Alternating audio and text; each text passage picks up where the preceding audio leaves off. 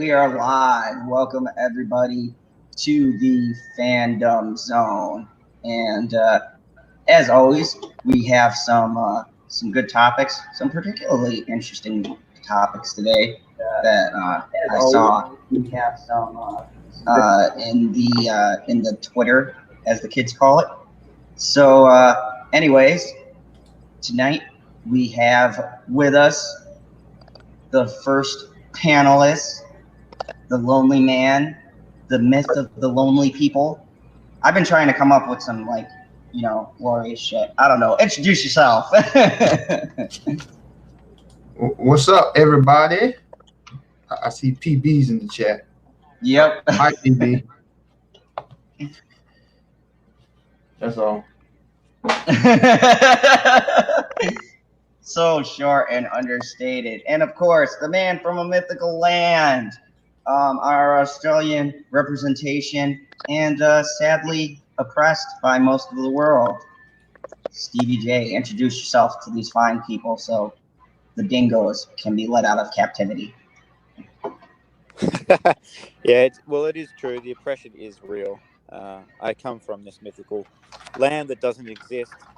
But actually, I am super excited today because tonight I am going to see a movie I've been waiting for about 6 months, which is Danger Close, The Battle of Long Tan. It's a Vietnam War movie about some Australian soldiers. So I'm super pumped for that. It premieres tonight, so I'm really excited about it. Yes. I seen that I think on channel you've been talking about this movie. So let us know how it is, and I'll be definitely looking out for that review because I like films oftentimes from other countries because sometimes the U.S. be doing shit like Lion King. Just saying. So, man, I'm getting so tired of the shit that they're putting out here. Sometimes you got to go not to India, but reasonably decent countries putting out some good stuff, or mythical places putting out great pieces of work. Yeah, well, this the story I won't go on about it, but it's only us for the moment anyway. So, the story of it is basically a company who get in a battle with, I want to say, about a regiment size in Vietnam, and they get surrounded on all sides, and it's one of those kind of stories. But there's a really cool documentary on YouTube as well, narrated by Sam Worthington, that talks to all the actual soldiers that were there and all that, and it's a pretty cool story. So I'm excited for it. I'll have my review out tomorrow sometime, I reckon, and then it's premiering in the US in November, I think. So.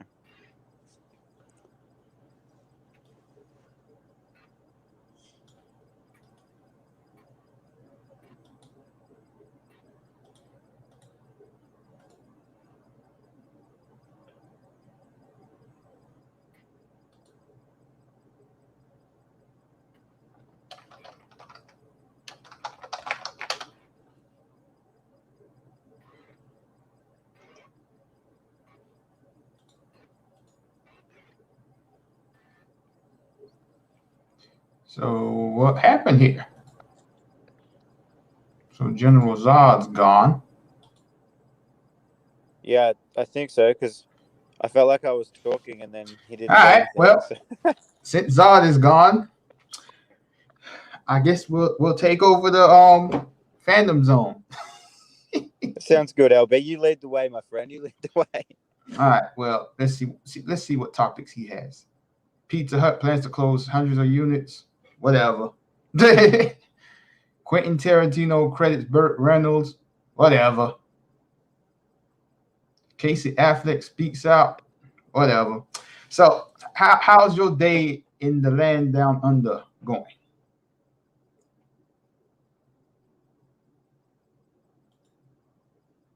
And now it's just me. All right. Well, I bet y'all never expected this to come into a live stream and seen it ran by a black man, huh? Well, my day's going well. It was, at least, until I just dropped out for no reason. But anyway. Oh my God, I'm back. As usual, jumping on here to the fine panelists when they're here. Oh, the General's back. I'm back. I don't know what the hell happened in the Phantom Zone here. Holy shit, that was weird. I tell you, the impression's real. I was talking about an Aussie movie, and all of a sudden the stream stopped. I know, right? I was like, what's going on? It said connect, reconnect. And it's like, your internet connection is fucking up. I'm paraphrasing. So I was like, oh, wow. So. A dingo took our signal. Yeah, the signal has been kind of glitchy. We have a storm going on over here, or I did, so it looks like it's clearing up now. It's probably messing with my Wi-Fi. But anyways, I'm back. So, Stevie, continue with your explanation of this movie because you got rudely cut off by the internet. Where did I get up to, or where did you hear up to? What was I saying? It sounded like one of those movies that wasn't going to end well. Yes. So, basically, a company up against the regiment, and they cut off and surrounded and all that kind of stuff. But really interesting story, and there's a documentary on YouTube that is narrated by Sam Worthington, and it's pretty interesting. They play a lot of the actual radio communications from the day, from the battle, so that's pretty cool.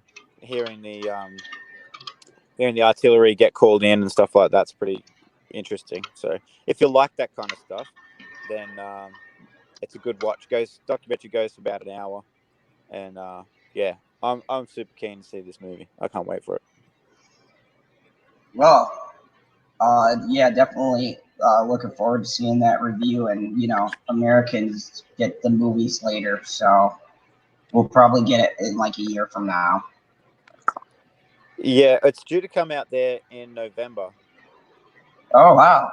Okay, so it's probably going to be one of those things where they show in selected theaters and then see how it plays, and then kind of play it out in the rest of the world. Or what they do is limited showings, and then if they got a lot of hits for it, they'll release it throughout the rest of the theaters. Yeah, it'll be that kind of a deal for sure. Well, that's good because I know the theater to go to see it, because there'll be 2 or 3 theaters that play something like that, and it'll be one of the big ones called the Majestic, which is actually where I live, and then they may have it at my theater, depending on what's coming out. Fucking Dora the Explorer comes out, so hopefully they don't use too many screens for that. God, I'm not looking forward to this piece of shit. I thought I escaped Dora after my daughter turned 9 and listened to that stupid fucking Map song for 9 years. I hear you. God, I was looking at that movie going, why in the world? Who in Hollywood was looking and goes, you know what would be great? Dora the Explorer. And, we're all on this MeToo kick. We can make her like all independent. And she goes to a regular public school, and then they get trapped and they're back in where she lives in the jungles. And they make all the males look fucking stupid in that trailer. With the way it is now, with the way things are going, they might replace that old annoying Dora music with the "I am woman" from Batwoman. Oh, that'd be horrible. Oh, come on. That was a really empowering song, that. And you know what? You know who I always felt bad for? Swiper. They don't give him anything, and then they wonder why he's running around trying to steal shit. He's a poor fox in a poor country. What do you think he's going to do? They're like, Swiper, no swiping. Motherfucker's trying to take food. feed him, maybe he wouldn't be stealing shit. I just love that he's called Swiper and he swipes stuff. It's awesome. And then they do that bullshit. Swiper, no swiping. Swiper, no swiping. I'd be like, bitch, who are you? I'm a fox. I will eat you. And I'm hungry. You know, it's ridiculous. Oh, God, I hate that show. But anyways, I've been seeing some weird numbers. I don't know if it's my glitchy connection, but Rosetta Allen is here. I had it showed 5 and then 3, so I have no clue what's going down, but I'm still gonna roll with it. We have some topics. We had Pizza Hut. They plan to close hundreds of U.S. units. I found this intriguing because,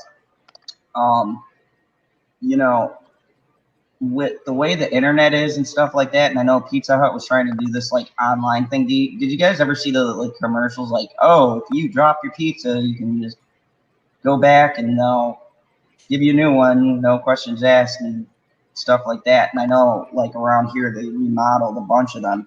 So I'm wondering why so many are closing down. People ain't going to them. Before we get started, LB, do you eat at Pizza Hut? Man, I can't even tell you the last time I ate at Pizza Hut. It had to be over 10 years ago. No, not 10 years ago. It was for my friend's son's birthday. So he was either 2 or 3, but we went there. Man, Pizza Hut, to me, that pizza completely fell off a long time ago. I don't know if they changed the ingredients in the pizza, but the Pizza Hut down here, it just tastes so wet and soggy all the time. It's just, I don't know, man. It didn't taste like that when I was in middle school and we bought pizza for lunch. Yeah, right. I feel like half of the content of the pizza is grease and nastiness. So yeah, I haven't we have events when we're at Pizza Hut and I'll eat it if I know I'm doing a double shift and I'm going straight from my school to the theater and I don't have a choice and I gotta eat something. I'll be I'll eat the shit, I guess. But for the most part, it's kind of a last resort. Stevie, do you guys have a Pizza Hut over there? We still have 1 or 2, but probably about 10 or 15 years ago, they started shutting them all down. So they used to have, the big full restaurant and everything, the all you can eat, all that stuff. But then, about 15 years ago, they started shutting them all down. Now they have 1 or 2, just not very many. But they're only a shop front now. They're not really a full restaurant. They're just a shop front that does takeaways and that's right. It. Yeah, that's new online system. So nothing special about Pizza Hut to go eat inside it. Yeah, and talking about the sogginess, PB's going to hate me for this, but it's too much cheese. Not enough of everything else. Yeah, so, man, they overdose on that. Butterfingers asked, was koala a topping? No. Yes. No. Not here, but okay. Have you guys ever seen or had an Aussie pizza? No. It's nothing. It's nothing intricate. All it is a ham and cheese pizza with an egg cracked on it. But it's delicious. Oh, okay. I gotta go and go to my local Pizza Hut and be like, "Hey, can I get an Aussie pizza?" They'll look at me and be like, "What? What the fuck are you talking about?" like, is that a thing? These kids walk in with a carton of eggs and be like, I'll have a ham and cheese pizza, and here's these eggs. Just crack them on top, will you? So I'm gonna screen share here and kind of go into this article. Yeah, but Pizza Hut's been a big thing here in the U.S. and according to this, and this is the Restaurant Business Magazine financing part, Pizza Hut plans to close hundreds of U.S. units. The brand will quickly replace the restaurants with takeout delivery locations as it accelerates its swift away from dine-in. So they're getting rid of, like you said, the dine-in ones, and they're going to like almost like a delivery, just straight Yeah. delivery. It's weird. Pizza Hut plans to shake more dine-in locations out of the U.S. system in the coming years as it pushes operators to close weaker, underperforming restaurants and replace them with newer, more economical delivery units. The strategy will result in the closure of hundreds of units across the country, calling 400 or more locations from Pizza Hut's chain at one time as the company works to convert its restaurants to takeout and delivery.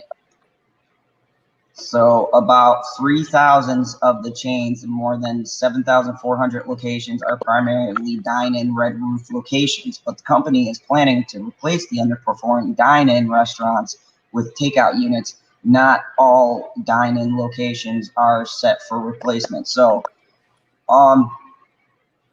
LB and Stevie, do you think that this, I mean, if you go from a dine-in location to a takeout, that's going to cut a lot of jobs? Yeah.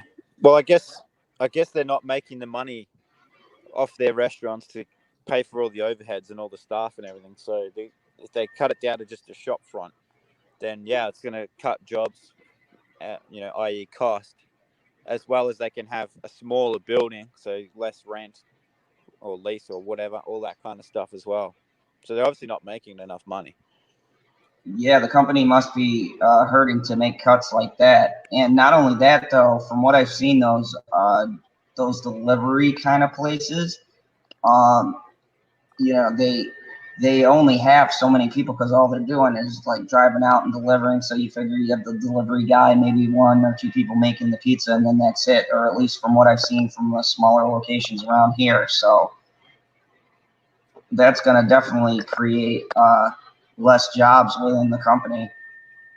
Executives said the U.S. chain restaurant count could drop as low as 7,000 over the next 24 months, but the number of restaurants would quickly rebound to normal levels as units are replaced. Exactly how many stores are set to be replaced is uncertain.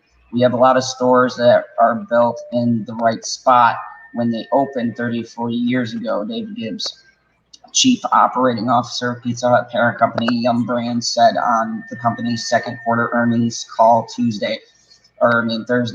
But they are not in the right spot today for a modern delivery assist. If we can get those stores closed and put them in the right trade area for delivery, obviously they're going to be an upside for sales for those units and better economics for the franchise, better system sales, and better image to our customers. Pizza Hut U.S. same-store sales rose 2%, largely on transaction growth in the best performance for the chain in more than a year. But Yum Brands executives said that its same-store sales can't expect to be choppy, largely because of the asset base. We understand more clearly than ever the same-store sales growth in the U.S. will continue to be choppy without transformation. The asset base, Yum CEO Greg Creed said. Yum has been nodding more directly in a recent quarter that Pizza Hut locations represent a problem as customers shift more toward their dining toward takeout and delivery. The company has been working gradually to convert assets to delivery and takeout, but on Thursday, execs said they plan to lean into franchise to convert those assets more quickly. So basically, they're saying that their takeout is bringing in more business as opposed to their dining in, which makes sense because a lot of people, especially in this day and age, with how everything is with the internet, people don't want to drive out and eat unless it's like a fancy restaurant every once in a while, and you're not thinking Pizza Hut when you go out to dine. Pizza Hut is like, hey, deliver a large pepperoni to a party. So I could kind of see the logic behind it.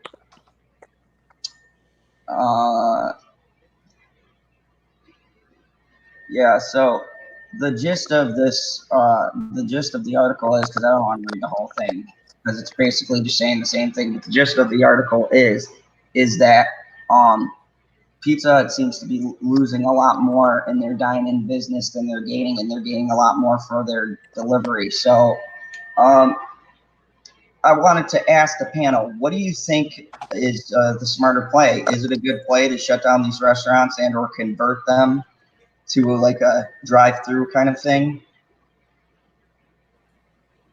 I mean, the proof is in the pudding right there, my friend. It tells you they're losing money, so they got to figure out a way to stay in business. So if it means getting rid of the restaurants and losing employees because they can't afford it, that's the thing they got to do. Like I said earlier, like Pizza Hut, what's so special about Pizza Hut that you need to eat in Pizza Hut?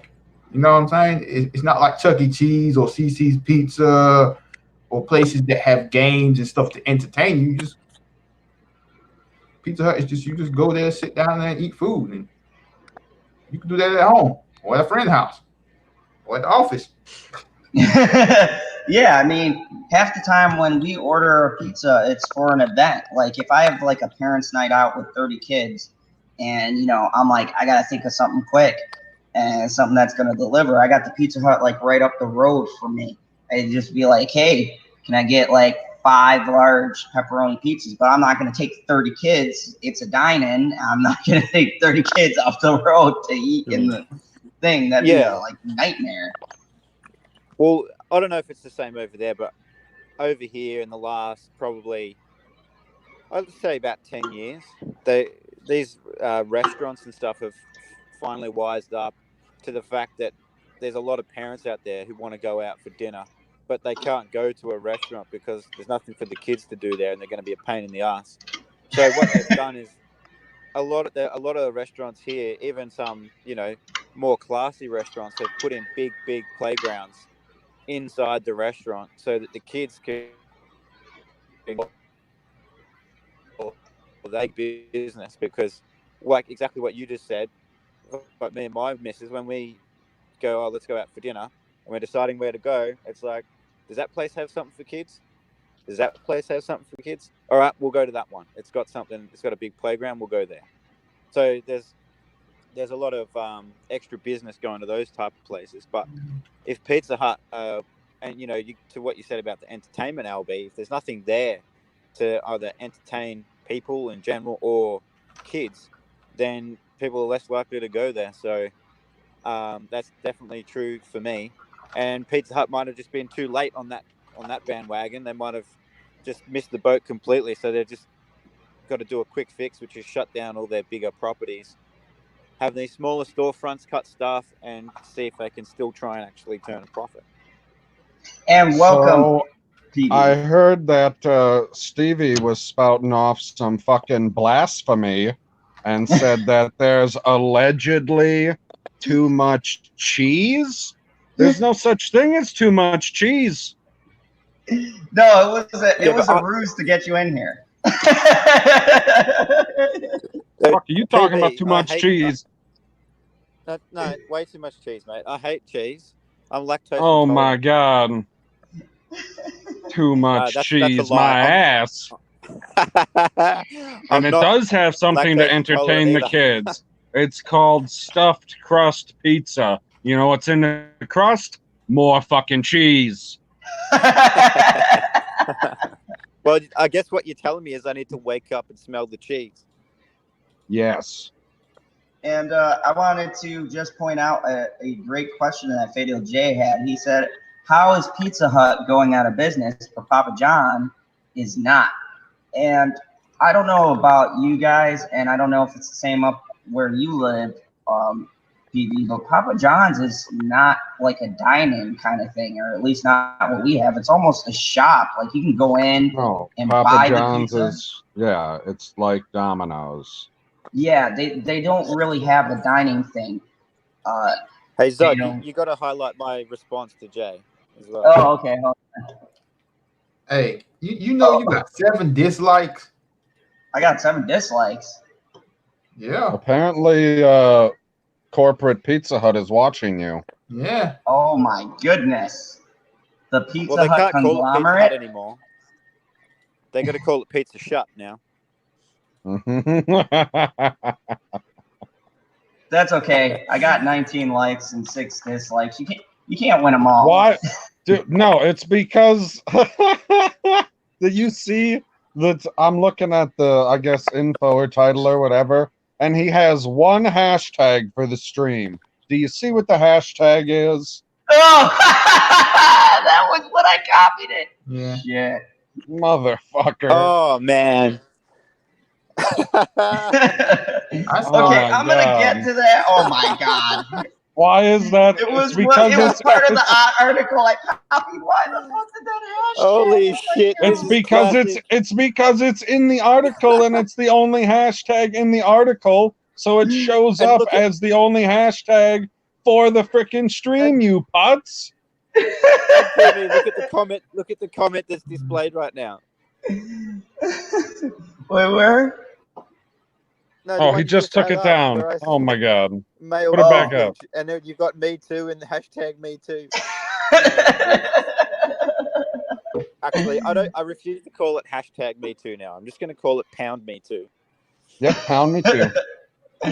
Oh my goodness. Okay, good.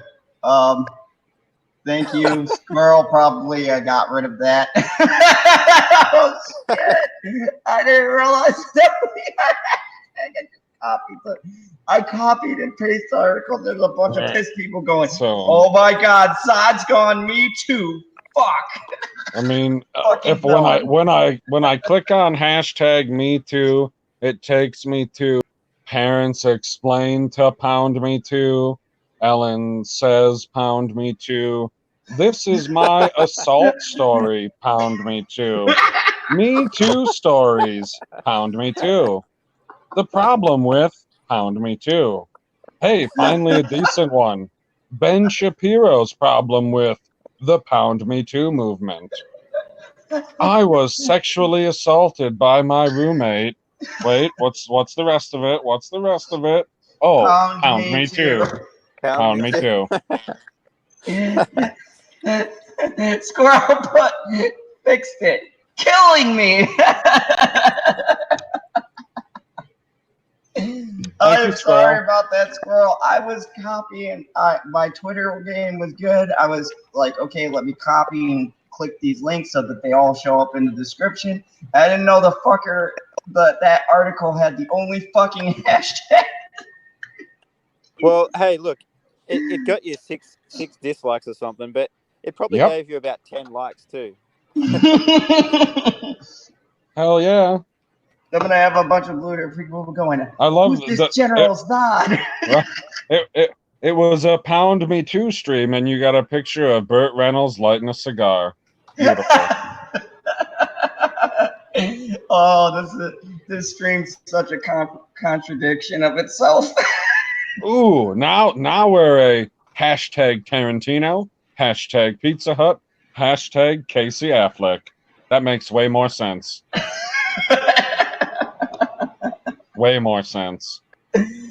Oh my God, they're gonna be like, I'm gonna be Geeks and Gamers are gonna give me a shout out for the wrong reasons. They're gonna be like, look at this fucking channel with hashtag Me Too. Who the fuck is General Zod? Oh my God, that's hilarious. Oh, Stevie, that's funny. Got Twitter right, then pounded the description. Oh, welcome to the late night talks with Zod and PB. We're coming in hot tonight. Hey. If you're gonna come in hot, I'm just gonna walk away. Oh my goodness. That's how a real tough guy handles it.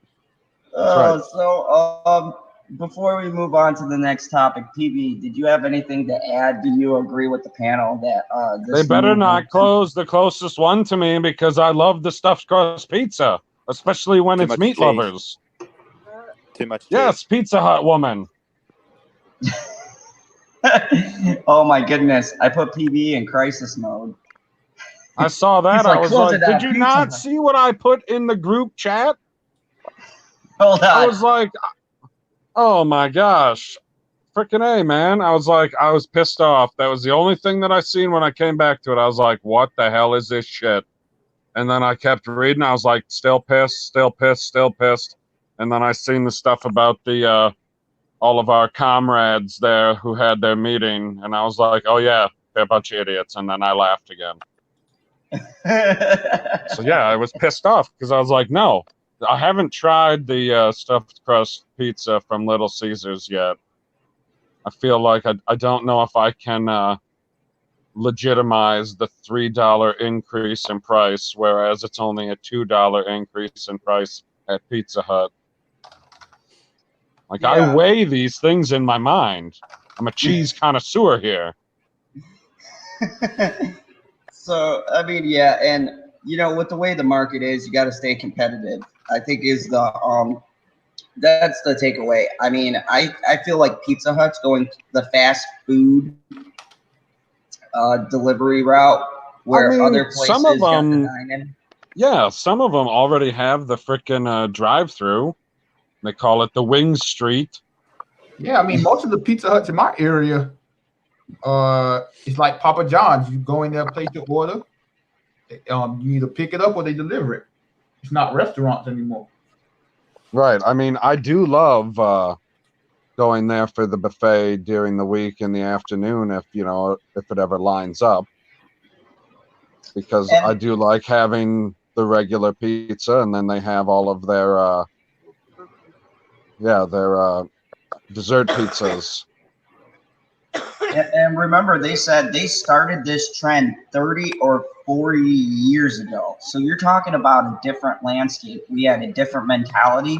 We had a different atmosphere where you had people. And I remember even as a kid, you go out, you do something, you go to the park, whatever, spend time with the family, you all sit down at a restaurant. Could be Pizza Hut. You go sit down at the diner, eat, like you said, the buffet, go there and get some different shit, and you sit there and eat with the family. But the dynamic is different these days. No one does that anymore. Like, everyone's like, go. You gotta get home. You gotta get home so that you can binge your favorite show while you eat your pizza before it gets cold. Yep. Before it gets cold. Yep. Isn't that why they invented the seat warmer? Yeah. I mean, I say even our shitty theater has seat warmers. No, in the car, you putz. Oh. Not the theater. What the hell? You can take your pizza into the theater? No, not technically. Oh my God, this sumbitch taking his pizza into the theater. I'm a villain. God, right? He's a villain. He's a villain. I don't follow the rules, Petey. I thought we established this. Oh my God. I've taken subs from Subway into the theater, and I work there. I mean, I still do that shit. I would probably take a sub from Subway. That's a lot easier to hide, especially in the wintertime. I'm wearing a big old coat. I just slide it in an interior pocket. Hey, Matt's Mama Bear. Welcome to the Fandom. Yeah, is this her first time being in one of the live streams? What's up? Yes, and we're talking pizza. So I mean, pizza brings everyone together. Definitely not pound meat lovers pizza. What is I missed because I was jumping into the yard when Stevie was explaining his Australian pizza. What is on this Australian pizza? Apparently, just ham and cheese. Wait, like Canadian bacon? No, it's ham and cheese, but then you crack a couple of eggs over it as well. and then it still has regular pizza sauce. Yeah, Intriguing. delicious. And they make this at your local Pizza Hut. Yeah, who joined us? I can't see. Wait. Oh. Hold on. We have squirrel representation. Welcome, Mad Squirrel. Hello, gentlemen. Hello. Ooh. Yeah, they make it at all the local pizza joints. You G'day, see squirrel. my hand? Jazz hands. I'm They're clapping. blurry. Oh, that tripped me out. LB now with you a flash. Now you can excoriate Zod in person. God damn it, Zai. Okay, like, so what the in fuck? case you just jumped in, Pound Me I Too clipped stream. my articles. And I put an article about how Casey Affleck is afraid to talk about the Me Too movement, much like most white males. And it had the hashtag Me Too. I didn't know when I pasted it that was going to hashtag on the stream. So I looked at my numbers and they kept on going up and down. I'm like, what the fuck is going on tonight? And I look, and then someone says, how come Pound Me Too is hashtagged? God. And I'm like, whoops. Oh well. Some angry ladies on There was like YouTube tonight. That was the quickest fucking pounds for dislike I've ever seen on a video besides my one when I talked about Sophie Turner. Wow. The hate was real. That had to do more with the Bagel Consortium. Yeah, I think the folks at the Bagels, they were really mad. Welcome, they called One the Planet. Teamsters. They're like, man, I've never seen it pound me to my ass. They're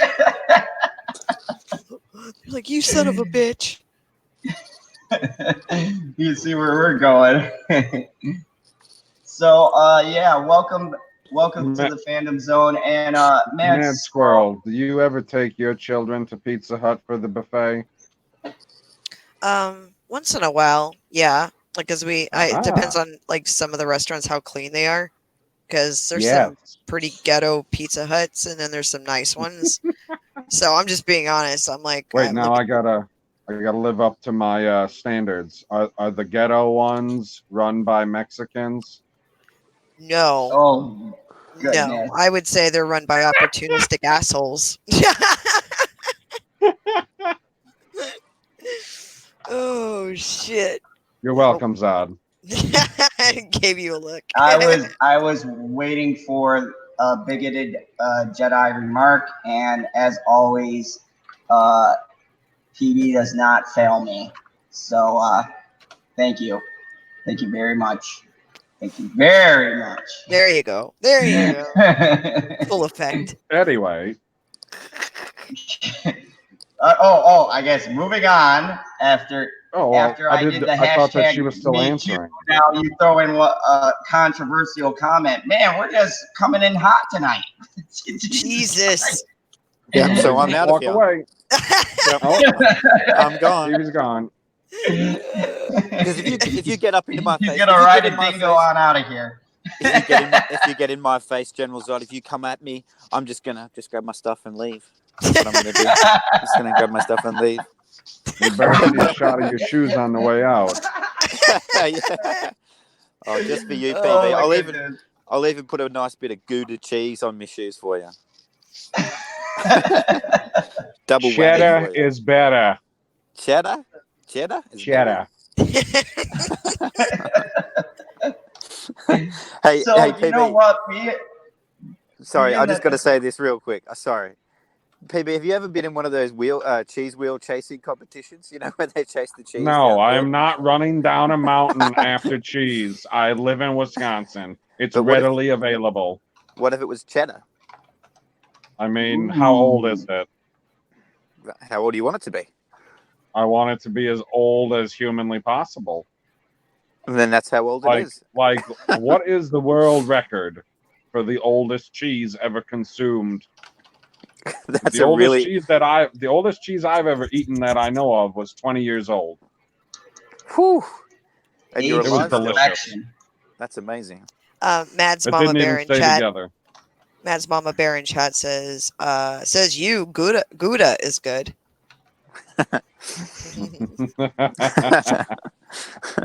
Sorry, General. Sorry, please continue. Well, being that this caused so much controversy, I figure I'm just going to start with this article so everyone can clarify from my fucked up description. Casey Affleck speaks out. It scares me to talk about Pound Me Too movement. So that's what this is from, so that everyone knows, okay? I'm not going to the dark side.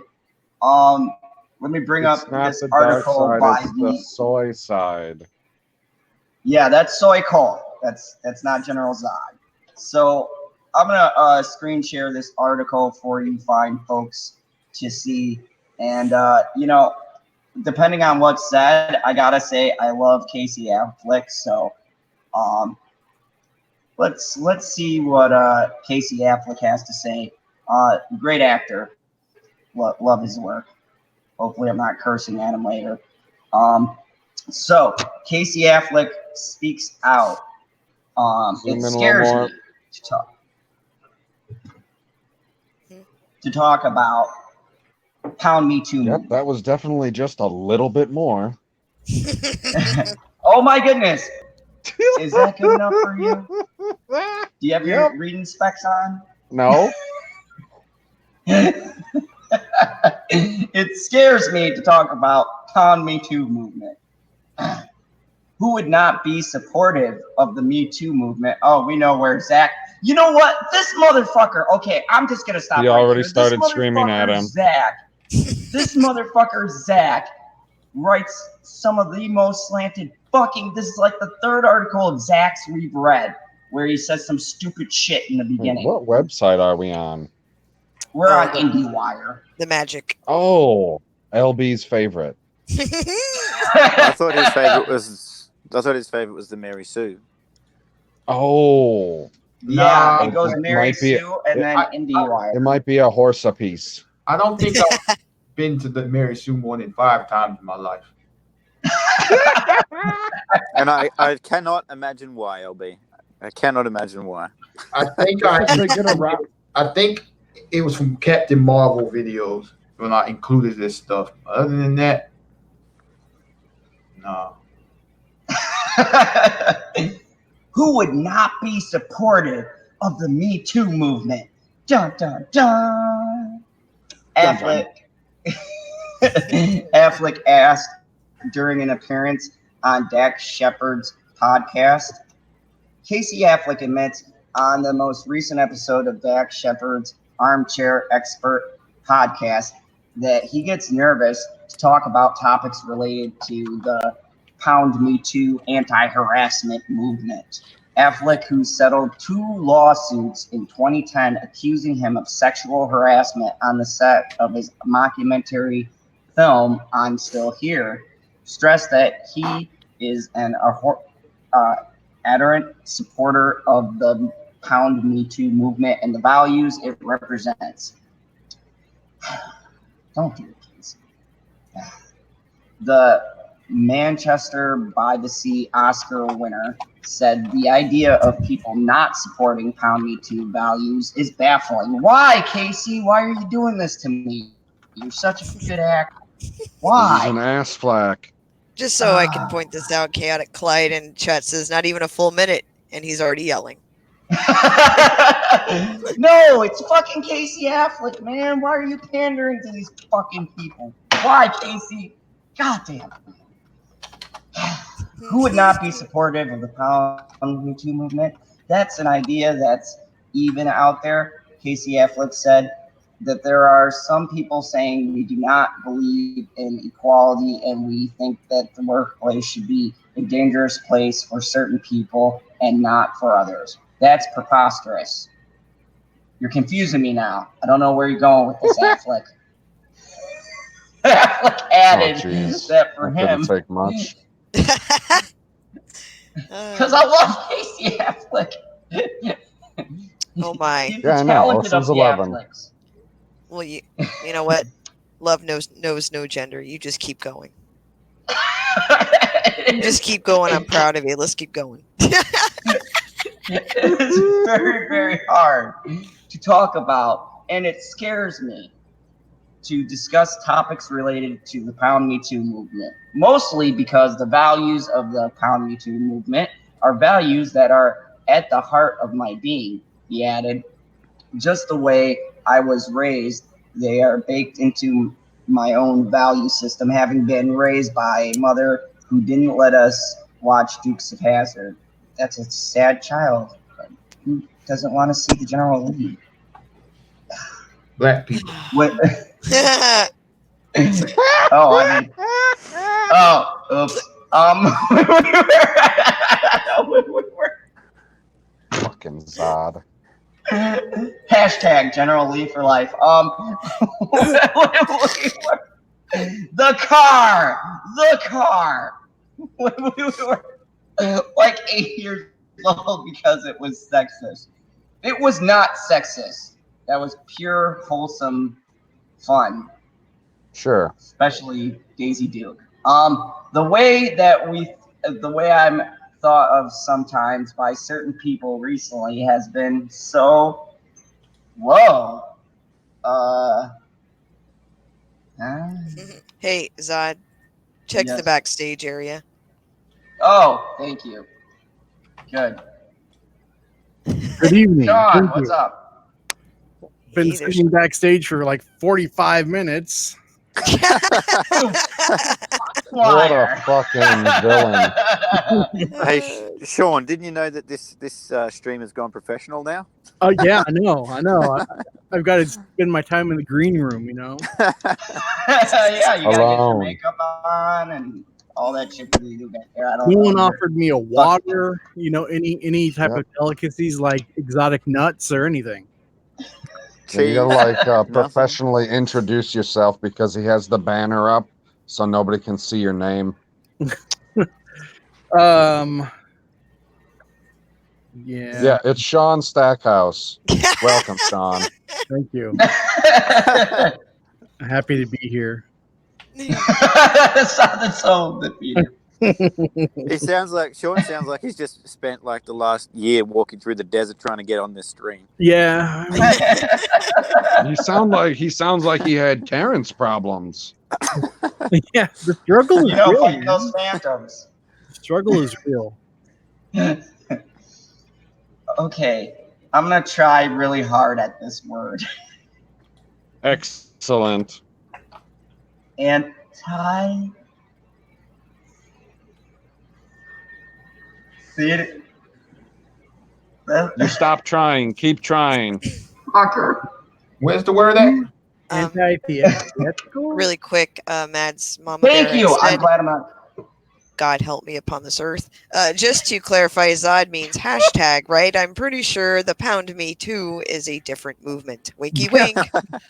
Yeah. No, I did not mean Me too. I was like, I meant Pound Me Too. Oh my god! Oh my god! I like the word you're trying to refer no.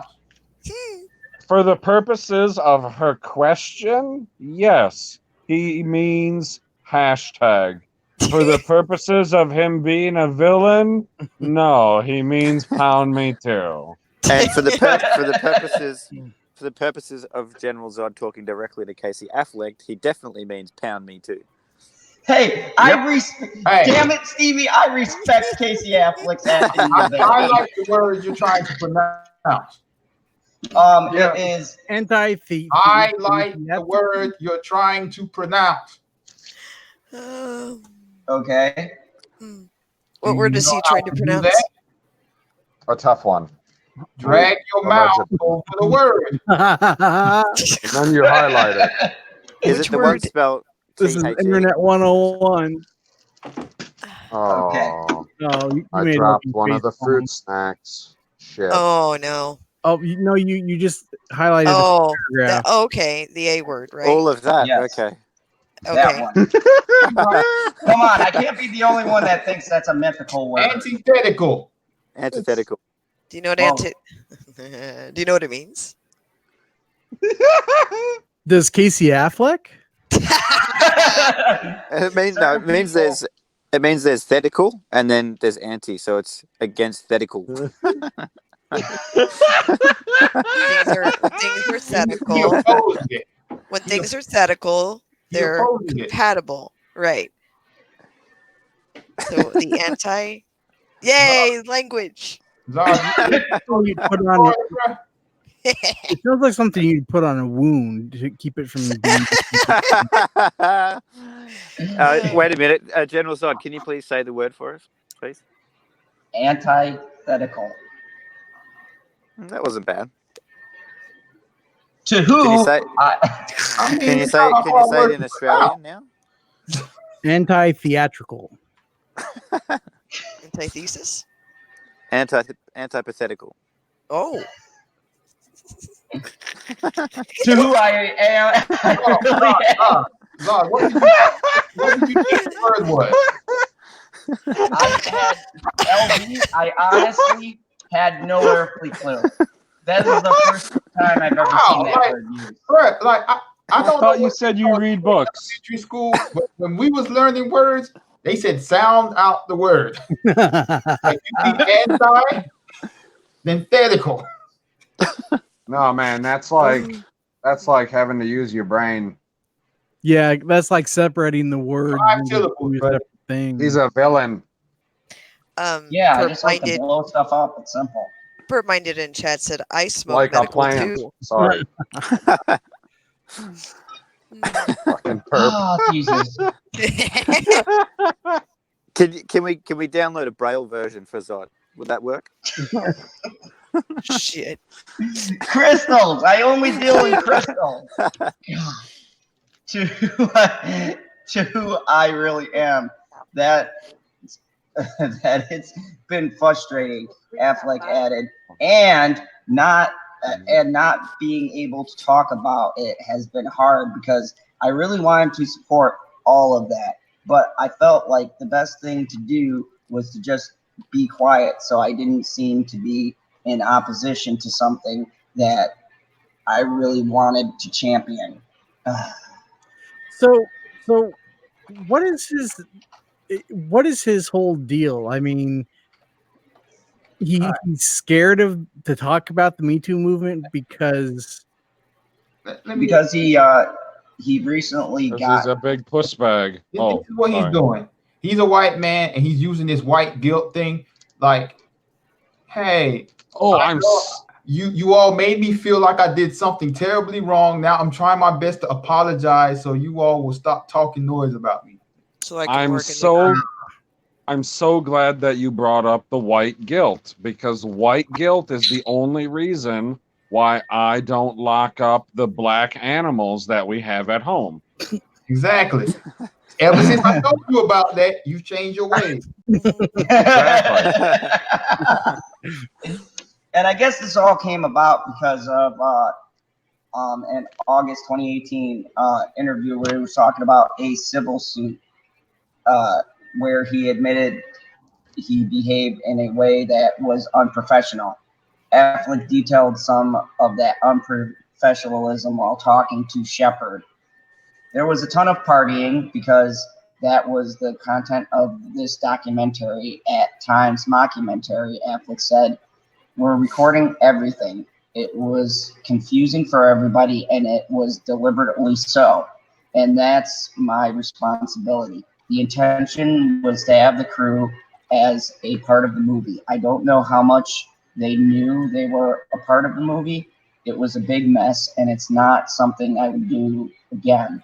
I would be way smarter, more sensible, more sensitive to it being a workplace if I were to try to do it again." So what I get from that paragraph is that there hasn't been enough of his name in the news lately, so he just wants to make something up just to get his name out there. No, apparently he shot this movie, and in the movie there was some partying. I've never seen it, so I don't know exactly what was in the movie, but it offended some people, and he got sued. And so now this is the apologizing because a bunch of people from the Me Too movement took offense to whatever is in the film. That's what he's talking about. I would have gone to Twitter and I'd be like, "Thanks for going to see my movie. Appreciate it." I'm gonna go stupid fucking pounders. I'm gonna spend your money on some beef. Yep, So, that's right, vegan. Let me ask you this. I don't fully remember all the details, but the stuff from a few years ago when he won the Oscar and they brought all this stuff up. I remember there was people talking about he had sexual, not assault, but harassment allegations. And from what I remember, what he was doing, like he said he got into a bed with a woman while she was sleeping, and then like he was sniffing hair or something. Like, if y'all remember, please refresh me. Yeah, it was something. It was something like I don't know. I heard about it, but I didn't really follow it that much. I'm trying to remember. Because I thought it was a bunch of bullshit. Because like I remember, I was like, at the time I read it, I was like, okay, this is creepy, but it's like not something to the point where y'all need to be talking about get him out of Hollywood and all this foolishness. Right. It is creepy, yeah, but why? I mean, if that's all it was, why are we still talking about it? You know, I mean, I don't know. Well, why do those actors go back and retrend? It's like you made it was a mockumentary. It's supposed to be a comedy, a spoof on a documentary. Why are you going back and justifying your reasons for shooting it? It's a fucking film. I already told you, white guilt is real. You'll deal with it one day too. So yeah, I'm already going through it tonight. I guess in the coming weeks we're going to have to we're going to get a retraction from Spinal Tap. They're going to apologize to Stonehenge and midgets. I mean, I displayed white guilt earlier with the hashtag pound name. So nobody's ever seen This Is Spinal Tap besides me. No, I've seen on this panel. That's a negative. I've seen it. Oh, Squirrel saw it. Yep. I think it's just, and honestly, all this virtue signaling bullshit, this was stuff done long ago. These were films that were for humorous purposes. The point of humor is to make fun of things that we know is either morally corrupt or unacceptable, or like, obviously, it's just like Blazing Saddles type humor. Things that we know are wrong is why it's funny.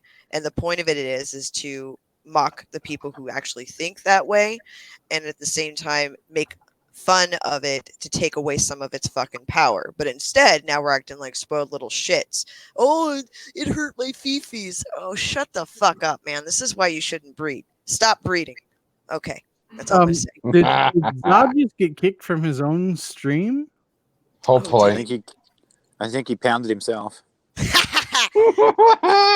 Now we have Ego. Ego's here. It says. Yes. Oh God. It is I, Ego. Quote, Excellent. here. Oh shit. Well, that escalated quickly. He left because he's afraid of me. Hello, Ego. I am your Carpathian brother, Vigo. Fool, he lost to the Ghostbusters. He knows nothing of power. I think Rick Moranis needs a throat lozenge. He put up disclaimer in the back. Yeah, Ricola. Much? No. Perp, yeah, I saw Ghostbusters 2 in the theater like 12 times, man. Was it? Just 12? Was a masterpiece compared to Ghostbusters 2016. Well, that's a true story. Yes. So's the bird shit I'm looking at on my window right now. That was better than Ghostbusters 2016. You make a valid point there, Stevie.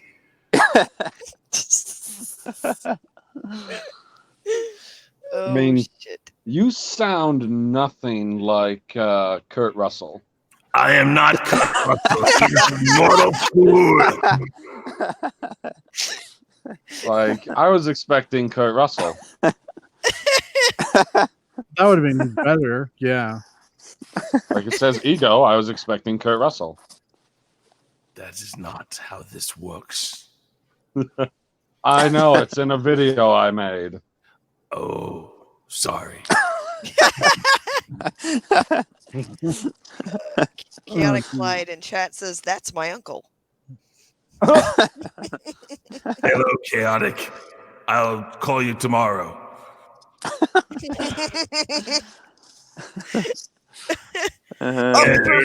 This General Zod. Perp wants to know who the white devil is that's talking. Well, Go. someone who doesn't have any guilt. No. None.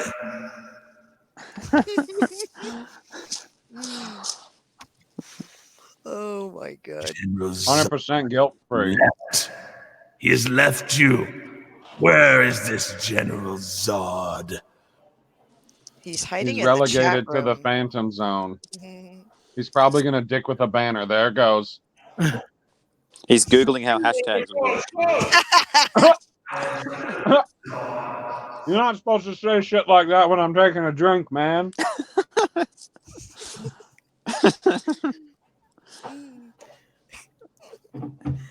Okay. He'll figure out hashtags one day.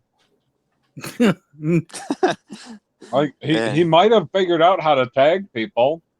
No, he hasn't. He's Googling it. I mean, he got lucky 2 days in a row. White people? What? I met him in an ice palace way up north, where he says, "Kneel before me." His name is Zada. Z-O-D-A, Zada. So he came up to me and I broke his hand, threw him in the pit. Now there's no more Zada. Z-O-D-A, Zada. Why do you say this to me when you know I will kill you for it? You couldn't kill a fly if it flew in front of you. Oh my. Wow. I dig it. I dig the board battle. That's what I'm going to call it. Oh man. Oh, what just happened? He's no Superman, he says. Who'd we lose? Oh, we lost Ego. Oh, What a he kicked Ego ridiculous out. clown. Did you see that? With his electronic villainy. What the fuck? Yeah, that's I odd. can't figure out electronic villainy. Did you figure out how hashtags work? Did you watch the tutorial? Hashtags. Or were you too busy watching an old video of yourself? From a different account, giving it another like. Ooh, I look good in this. It's your special me time. Now I'm going to be lurking. Peace out for now. Oh my. What the fuck? Oh, what the fuck? Oh, Jesus. He's given up. That mean, his back. Neck's been snapped again. Yep. Been cracked in half. You're back, Ego. You're muted, Ego. Unmute yourself. Oh, I didn't realize I was muted. Sorry. Well, you're better than that. Where did General Zod go? He's lurking. Yeah, He's he's lurking. only fit 6 people, so we I got know. rid of the weak link. I'll be next to go probably. Hold on a second. I'll talk. Oh shit! What does that say? What are we talking about today? I don't know. What's that banner he's got up right now? Uh-oh. He said, "Yep, fuck you, PB." You guys are having a good night together, aren't you? Hell yeah! It has been humorous so far. Quite humorous. Well, now what happened? I don't know. No clue. I don't know what's going on. Kicked out. Trying to come back in and say something with his voice and be like, "No, my neck is just fine." God damn it, baby! No, I ain't lying to you. I'm only gonna tell you one time. Squirrel told me to pop in. Squirrel, you're not supposed to give up your spot for some villain. Some The sacrificial B-level squirrel. villain. It's not like he's Lex Luthor or Darkseid or something. Yeah, really. I mean that would be worthy, but Zod, nah. It's just No, Zod. she said He died to a titty twister and toss. Oh damn. Mad Squirrel says, "No, it's okay. I need snacks." Fair enough. So when she comes back, you better leave. Oh yeah. Well, I'm I gonna just pop out wanted and to say hi real quick, guys. But what are we talking about? I see Tarantino, Pizza Hut, Casey Affleck, Twitch. We were talking. I saw the thing he had his little whatever it was that got posted here that was online. What was he bitching about now? Oh, he was bitching about the Pound Me Too movement. Okay. And how he put Casey it in his title made a or mockumentary. description. Oh, did somebody get mad about it? Yeah, apparently he got 2 lawsuits over it, and now he's doing his guilt, and he's walking back his statements, talking about how he's always for the Pound Me Too movement and all of that stuff, and doing the Hollywood thing. And I was just shrugging my head, going, "I like you, Casey. Why? You're a good actor. Don't apologize because you made a comedy film that people took out of context, and now you're feeling this guilt, like you got to walk back your statements." Yeah, he needs to write. I'm sorry. Go ahead. No, go ahead. I was just going to say he needs to write up like one statement and say, "Fuck you if you can't take a joke." Well, before you got here, Chris, and no one got this except for kind of Mad Squirrel, so tomorrow, we're going to have a Spinal Tap issue a statement apologizing to Stonehenge and the midgets. I did hear you say that. That was they better like crickets. No, they better. I look forward to it. What's funny is that they also apologize for turning it up to 11. Yes. You just don't understand. These go up to 11. And they have to apologize for wanting to name the album "Sniff the Glove." I love that. Love that movie. So, Chris, what do you think of? And this seems to be a trend. What do you think of Casey Affleck coming out and now going on? What's that? He came out too. No, he went on a podcast talking about how he supports the Me Too movement, but he's too scared to talk about it. See, no, you got to specify. Either he went on a podcast or he came out. Which one did he do? Did he do both? Yeah, because when you pause like that, it does make us think he came out on a podcast. Yeah.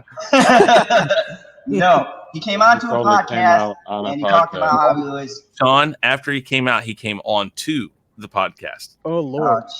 Oh, so he did both. Okay. Hey, baby, how you doing? That busy afternoon. Yeah, I mean it's crazy. And what do I? Everybody. Back his statements or his whatever. Well, like you said, typical Hollywood. I mean, here's the thing. At its core, at its base, great. Me Too, fine. Good thing, yes. I mean, but the problem is it's already been hijacked by people who are taking advantage of what they can do with it, like everything else in Hollywood. And by doing so, I think it's a shadow of what the people who first were using the hashtag Me Too originally meant it to be. So now it attacks people constantly, even people who aren't even really doing anything wrong. Listen, at the mockumentary, if you can't handle it, mute it, don't watch it, do whatever, walk away from it. It doesn't really bother you as a person. Wait, so you're telling me if they come in hot, I should just walk away? No, are they redheaded? People who were against this, the people who didn't like his mockumentary or whatever, ignore it then. Yeah, but everyone forgets that these days. It's like don't see anybody being strapped to a chair with their eyelids held open Exactly. to watch this stuff. Like, it's the same thing when I see, people complaining about anything, any movie, anything really. It's like, well, you don't have to watch it. More so where people are really critical, like, if somebody's really taking down another person's YouTube video or something like that. But even these SJWs, like, if you're offended by it, just don't fucking watch it. That's what it comes down to. Just don't watch it. It's like just it's self-control. Yeah, that's right. There's things that I see or scroll through, like whether it's TV, movies, Netflix, fucking Twitter, YouTube. There's heaps of things that I scroll past and go, that looks like shit. That doesn't interest me. I'm not watching it. So just do the same thing, and then lo and behold, you just won't be offended. Yeah, they're out to be offended. That's the problem. So exactly, at the moment that they come out and bitch and moan and expect Casey Affleck to come out here and walk his statement back. And of course, here's the thing. Let's just be honest. If you want to keep your career right now, you don't mess with these people. And I hate to say that, but you like Casey Affleck, Zod. You like him. Yes. You can't expect him to do anything other than this right now. Going against this right now would be career suicide. And I don't mean that because I think that's only because that's the mindset. I'm not trying to say that they're right for being able to do that, but that's the unbalance that's going on in not just Hollywood, but politics and a lot of other things, is that it's so out of whack right now that nobody can just get, again, there's always that pendulum that's right here, that 33% on either side that's okay, because while they don't see eye to eye, they can at least say to you, okay, I don't agree with you, but okay, I see. You were just making a joke, bad joke, but I'll let it go. Like crotchless banana hammock. Yes, exactly like that. And and here's the thing. The biggest thing that pisses me off is that I realize that for most of these actors, look, there's very few actors out there that can come out and say fuck you. Like, they've been trying to mess with Clint Eastwood for how long now? But Clint Eastwood's old and angry, and I love him for it, because that man can come out and say anything, and they can't attack Clint Eastwood. He's a legend. That would be suicide. They've been trying to mess with him for 7 weeks. And look at another example, look at what they're doing to Quentin Tarantino. And I'm going to get into like 2 articles about him. Like, every time I turn around, they are fucking hardcore attacking this movie. And for the life of me, I can't figure out what their big, like, you saw the yin movie, is with this film. Huh? Zod, you saw the movie? Twice. Okay. Go see it in the theater or wait? What's that? He's asking a question. Theater or wait? Oh, see it in the theater. Okay. Because I mean, I'm a big Tarantino fan. I am, and I love his. I think he has kind of a I don't give a fuck attitude. He's been around long enough; he can kind of have it. He might watch how much he does it. But Clint Eastwood, you said it. He's a legend. He's been around forever. He'll just look at you and go like, "I don't give a fuck.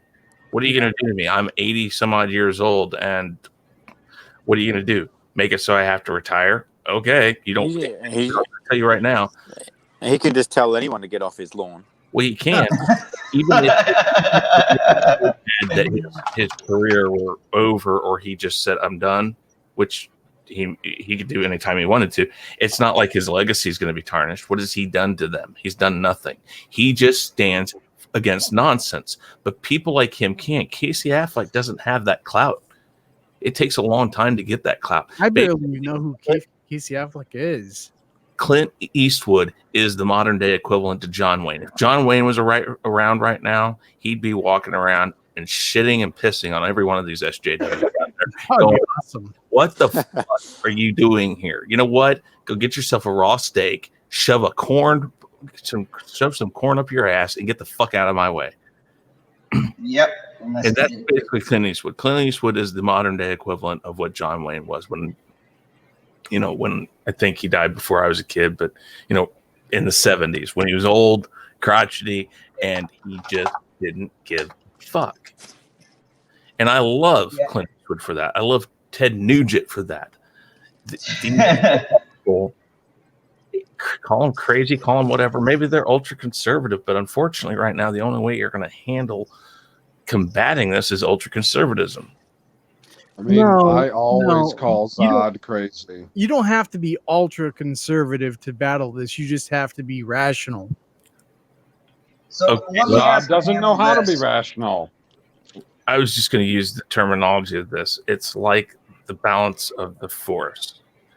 Unfortunately, when you have crazy, ultra liberal leftists who are out of their freaking mind, that expect a blank check for everything and don't want to face the world and reality, you have to have ultra conservatism to battle that.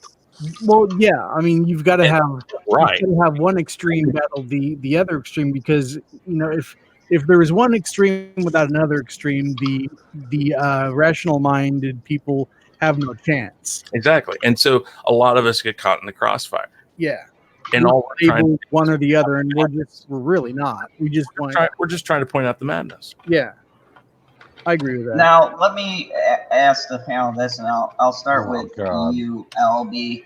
Do you think that if more of these younger talents or these people that they tend to push, if they came out and they spoke about how absurd this movement is or how left it was going, and you had enough of the voices backing each other, it would be enough for people to be less scared about losing their job? I mean, I don't take the Me Too thing serious at all, because like it essentially just goes after men. And then one of their leaders, the Asia or Aria, that European actress or director, the woman that was dating that guy who had the CNN show that committed suicide. Y'all remember the guy? Wasn't she like a model or something? Yeah, well, her. Yeah, I know you're talking about that. So, Asia Argentina or Argentina. Yeah, something like that. Yeah. So she's one of the big Me Too people, and she had allegations against her, like evidence out there that she was with a minor, and nothing happens to her. They just ignore it. Eventually, that's going to slap back, though. It's going to go the other way. Like eventually, like the more stuff that keeps coming out, the less people will keep taking it seriously. Like they just need to stop that whole believe women and things like that. Like I believe facts. You know what I'm saying? Like it'll come back on them. Like I mean, it's only so many times people can cry wolf, before people stop believing it, right? Yeah, and LB brings up a great point. There's this misconception, and I'm not saying all of the stories aren't true, but there's a big misconception that automatically when a female comes out and says something, it is gospel truth. Jesus Christ. It's Old Man Stackhouse. Old Man Stackhouse, how have you been? I'm tired of this bullshit. Yeah, okay, so are the kids still knocking and partying out in the hallway? They just won't stop. I know, it's crazy. Guys, go check out Old Man Stackhouse. He's a good dude. But yeah, the biggest thing that upsets me about this, okay, I'll give you an example for me being a single father, right? I went to court and they looked at me and they said, because I'm a guy, because I'm a father, and I was going up against my ex, who's my daughter's mother, she automatically wins the case. And I said, well, what do you mean? And I had a female lawyer. And she's told me straight up, she goes, you are not going to win the case whatsoever unless she's on drugs and you can prove it, she's abused your daughter in some kind of a way, or verbally, physically, whatever the case may be. You are not going to win. Just expect not to win. The most we can do is get you visitation rights and to be able to have a say in decision making. So imagine you're going to court as a male and your lawyer tells you right off the bat, before you even go to the courtroom, that you are going to lose and you don't have a hope of winning. You want to go for joint custody, get that out of your mind, because it isn't going to happen because you're a male and you just don't have a case. And They use this same mentality in Hollywood. I need to interject here because I have a friend who makes over $100,000 a year. He had a similar situation. The mother could not afford. She had his child was her third child, and her other two children had different fathers.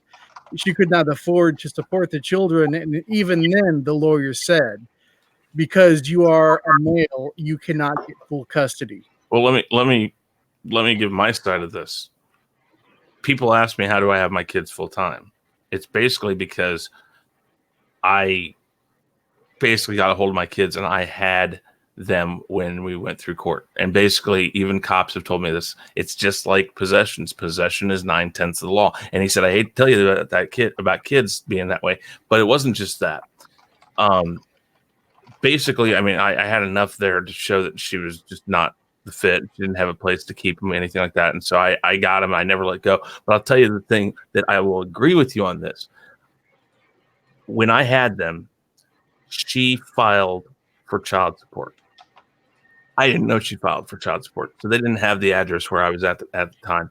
And they came and found me finally, and they knocked on the door. They said, we've been trying to find you to serve you papers. You got to show up at court. If you're not at court tomorrow, you go to jail. And I said, what for? And he says, child support. And I said, my kids are right there. They live with me. He says, I don't care. You're going to jail tomorrow if you don't show up in court. And I said, okay. So I go into court and I get it dropped, but I still have this child support case that on my record because she did this. They won't take it off. But here's the thing. So let's fast forward to this year. I've been trying for like the past 5 years to get her up to date and paid on her child support. And I kept on contacting the court. I said, what are you guys going to do? Well, we have to send out a letter. We have to do this. We have to do that. We have to do this. And then if she ever starts paying again, they have to start from scratch again. And I finally said, do you not notice she's playing the system and you're not going after her? Until you go after her, she will never pay it. They said, well, she just made this much of a payment. I said, that's because she took her taxes. She didn't make that payment. If that money had gone to her, I wouldn't have seen it. And so they let her go. They let her go. They let her go. It took me 5 years until just a couple months ago, they finally charged her with misdemeanor non-support. And she's on probation now. Now she has to go to court and she has to pay. And what is she doing? She's paying because she has to, because it actually involves her having to pay so she doesn't go to jail. But that's what I'm saying. If it were me, they were threatening to throw me in jail, even though I had my kids there. They were enrolled in the school there. And I had all that thing. Longer. Keep playing that. That's the flip side of it. Mom doesn't pay child support. She doesn't have her kids. She has 5 kids, but she doesn't have any of them. What does that say? And yet they're letting her go. I'd like to buy now, Alex. And now let's equate this to the MeToo movement. You have the same type of scenario. It's not on that kind of a level, but it's where if you're a male, you are proving or you're guilty until proven innocent. When the hell did the law switch up like that? Last time I checked, the law was you are innocent until proven guilty. Yet all of these people are being thrown under the bus and all this stuff. And it's ridiculous. And this is the problem of why. It's been that way for years for everybody who is not necessarily a white male. We're just finally getting the full picture on it, unfortunately. But yeah, I mean, it should always be innocent until proven guilty. And, but now these nutballs are taking this and, just an accusation is making people lose their jobs. Well, no proof at all, just an accusation.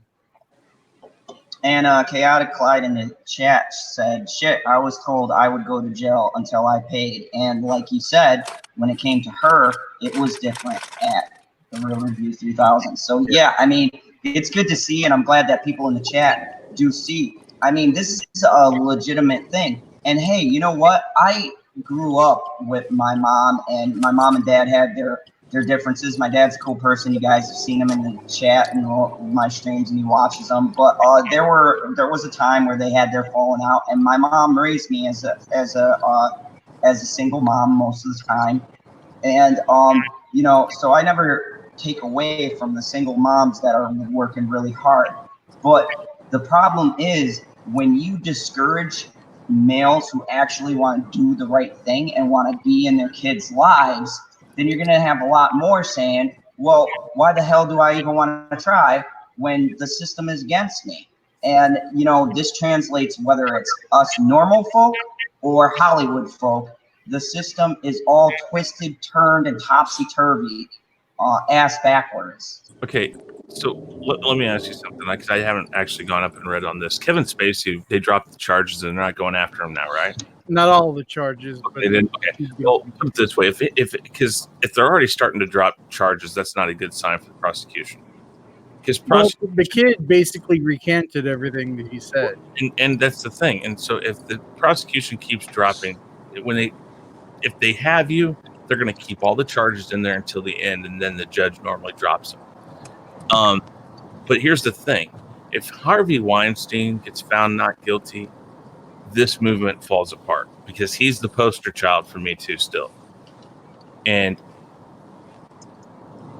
that's the thing, that these people this is just another way to get power. They're trying to get power by using this movement. Like I said, at the heart of the matter, it's not a bad cause. I understand if women are mistreated, if they're used for the wrong reasons, and they feel like the only thing they can do is do this to get ahead in Hollywood, fine, that's not right.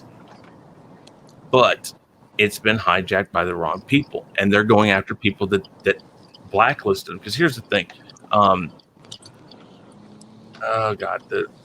Rose McGowan, she's bitching and moaning because she's blacklisted by Harvey Weinstein. That's what she says. It's the same thing you hear from Colin Kaepernick. Oh, I've been blacklisted from the NFL. Nobody will hire me. Well, here's the thing. Even the Denver Broncos and John Elway came out and said, hey, we offered you a chance to come to the camp. All you had to do is come here and show us you can do the job. They won't do that. Why? Because he knows he can't. And it's the same thing with Rose McGowan. She wants to find somebody to blame for why she was blacklisted from Hollywood. You know why you're blacklisted? Because you just weren't that good of an actress. But you want to jump on this bandwagon and yell to the heavens that somebody did something to you. Now, if it happened, fine. The person who did it was wrong. But that's not why you're out of Hollywood. Chris, you weren't dealing with Jackson County, were you? What? You weren't dealing with Jackson County, were you? No, I was Clay. Yeah. Well, Deranged Lunatic said you must have been dealing with Jackson County. No, it's Clay County, because Clay County, like I said, people ask me all the time, because Clay County is, like you said, Lee, go to the mall. They're going to go to the mall. They're going to go to the mall. I had all my ducks in a row to make sure that didn't happen.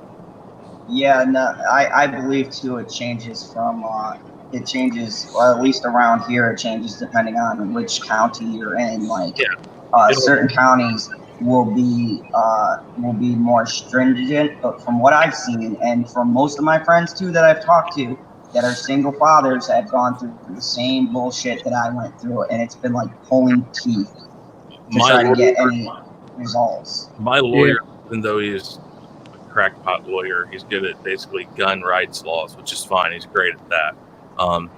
But I got him, and it took him a year, and she didn't even have a lawyer. But he even told me, he says, it doesn't matter if she has a lawyer. He said, you go in there and you don't have, because I was telling him about the stuff he was doing. I have 3-year log books that are full of incidences of things that she did, where she would get the kids for a week and then bring them back the next day before she had them even a week, like even a full 24-hour period. And I had to actually document everything and take it to court. He says, if you have that, you have a chance. But he said, even if she doesn't have a place to take them, if she can say she can keep them at her mom's, even if she doesn't have a job, even if she has all this stuff, it doesn't have a lawyer. He said, if we don't have every last piece of evidence to show why they need to be with you. And I said, well, that's great. And I didn't have my kids yet. He says, get your kids back. You have your kids, you'll be fine. He says, because they'll be at your place. And if you get them if you enroll them into school, then That's what you need to do. And so that's what I had to do. And basically, when I went to court, it'd be like, you're gonna have to pull them out of a school, you're gonna have to pull them out of a home, you're gonna have to do this. So the court then looked at this and says, we're uprooting kids. We can't do that. You have with my daughter, I basically worked something out with her grandmother, which that's a whole other story within itself. Basically, I had to do the same thing because after my ex dropped out of the scene, I was able to get full custody. But at this point, she already is established in school. She has her friends. I didn't want to uproot her from where she lived to come where I live, because then she's got to make new friends. She's got to get back into school. I got to register her. It's a whole big thing. So I decided to keep her where she was at. But to sum up the topic, I just want to say this Me Too movement is getting ridiculous now, and we just got to stop with all of this with this craziness. But I'm going to go to the next topic because apparently it's a funny one, and it's going to be the best moments of the DSA National Convention of 2019. Yeah, I'm pretty excited about this. I gotta go, and if she's wanting to come in on this, that's her. She can come back because I gotta go. So, thank you, General Zod, for having me again. I appreciate you always. Thank you. LB, good seeing you again. PB, excellent as always. Sean, Stevie, you rock. Thank you. Thanks, Chris. See you, mate. All right, guys, take it easy. See you, Chris. You're a gutless turd.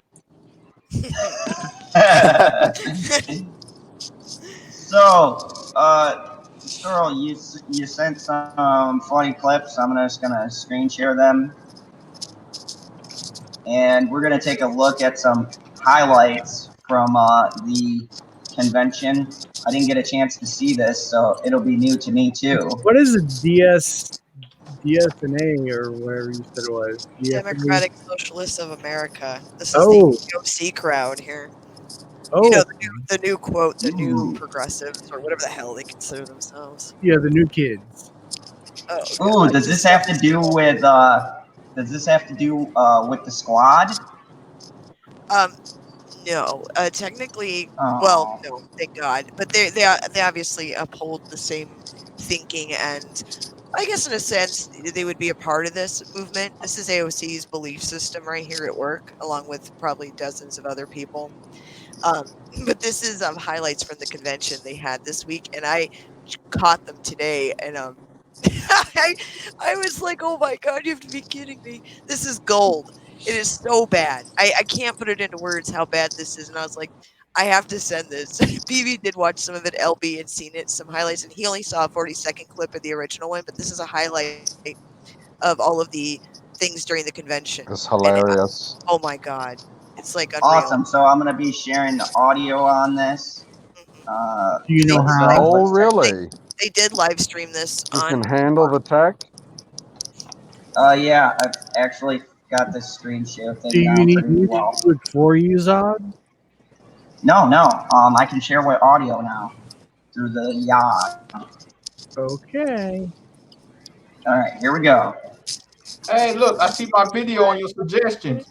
Very brief point of information. If you are using a microphone, talk into it directly like I am right now, and do not wave your face back and forth because people cannot hear you. That is all.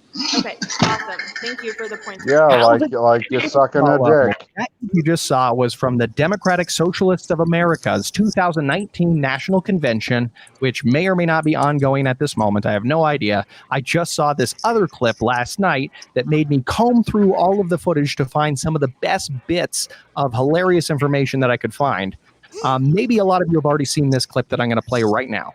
We are going to need a party that will organize working people to fight for the demands that we want and to win socialism. Thank you so much. Oh, God. Quick point of privilege. Guys, first of all, James Jackson, Sacramento, he, him. I just want to say, can we please keep the chatter to a minimum? I'm one of the people who's very, very prone to sensory overload. There's a lot of oh my God. Oh, it gets worse. Please, can we just, I know it's fresh and ready to go, but can we please just Oh my God. Sack up, Sally. Is there a speaker against name chapter pronoun? Point of personal privilege. Yeah. Please do not use gendered language to address everyone. Okay, that is the funniest, most hilarious clip I've seen in a long time. And let's just review it step by step really quick, okay? So you have a guy that goes up to the mic and says that, hey guys, everyone's being a little bit too loud in here. I can't really hear. And that's a completely fair request to make if everyone's trying to participate in a democratic process and everybody needs to hear the nuances of discussion in order to make an informed vote. But the way that they go about the way that they have the format laid out for expressing these requests is incredibly cringy. I mean, you have to go up to a microphone and say, personal point of privilege. I got a personal point of privilege I need everyone to address. Okay, this is just for me. Everyone, can you stop talking just to listen to me for a sec? Okay, my name's Joshua T. I'm from Pennsylvania, Illinois, and he, him pronouns.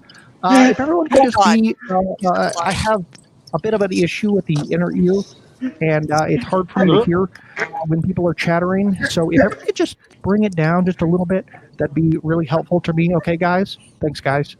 Completely unnecessary. All you have to say is using point of privilege. You have to say you don't need a 10-minute speech to make a simple request like that. Now, he said guys.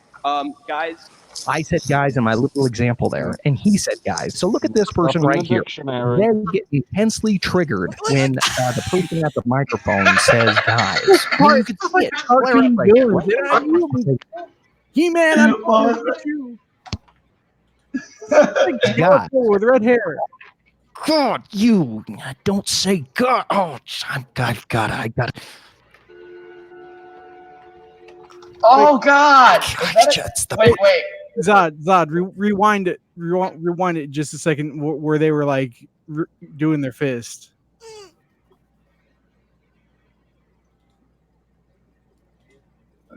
God, I got it. A little further back. Yeah, a little further back. And mute it. Mute it just for a second. Just flare up right there, right when the person says guys. He goes, oh, God, you don't say God. As a professional. Yeah, it's Skeletor. It's a balding word. Skeletor.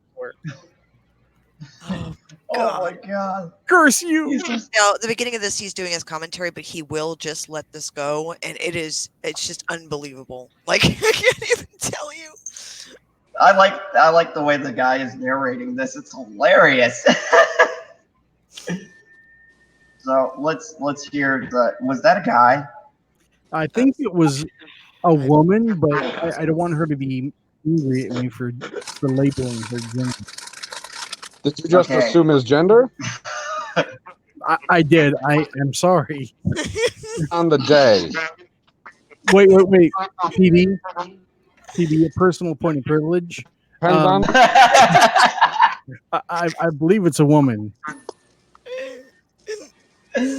Oh my God. Gendering anybody here. I think people are looking for reasons to get upset, but we have a person saying, hey, can we please stop using gendered pronouns to address everyone? Look, we know everyone's not a male, but that's not even what guys means. I mean, I was a waiter for years, and when I go up to a table of girls, I would just say, hey, guys. It's just a salutation for a group of people, regardless of the gender. Okay, so when I first saw this clip last night, it only had 30,000 views on this person, Andy Knows YouTube channel.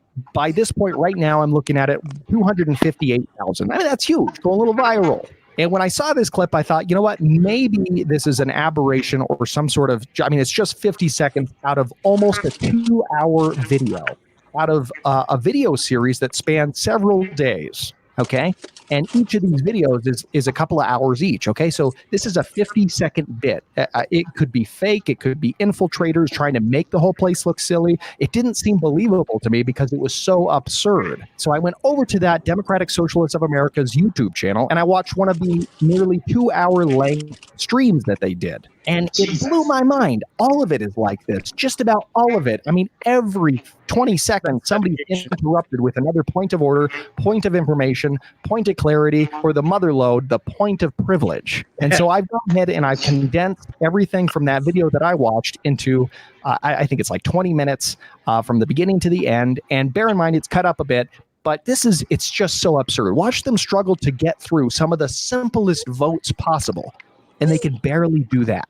Before I start that, I just want to say I wish these people all the luck. I know that they're trying their best to make a very democratic process. So I hope that all of you watching this just take this as it's supposed to be presented, which is just for the laughs, okay? It's just comedy. Just keep in mind that this event is, in all actuality, quite public. We are live streaming.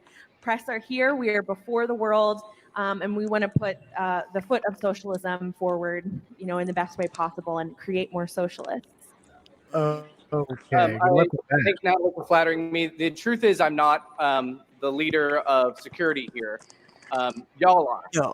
Everybody is responsible for the collective security, safety, and everyone's needs being met here, keeping each other safe, keeping each other secure, and making sure that everybody is able to fully participate in this convention. We have a lot of disabled comrades. And a lot of those are invisible. Really up to us. Comrade. Are we in Mother Russia? Oh yeah. Yes, they call each other comrade. I must break you. With No this guy, other comrade. I feel secure already. Oh my God, this thing is gold. I'm telling you, it's gold. This guy here is what I had originally seen, just the small segment with him, and I'm like, I have to see the whole thing, at least a portion, right? Oh my God. Personal point of privilege. Yes. I don't appreciate the scowl on LB's face at the moment.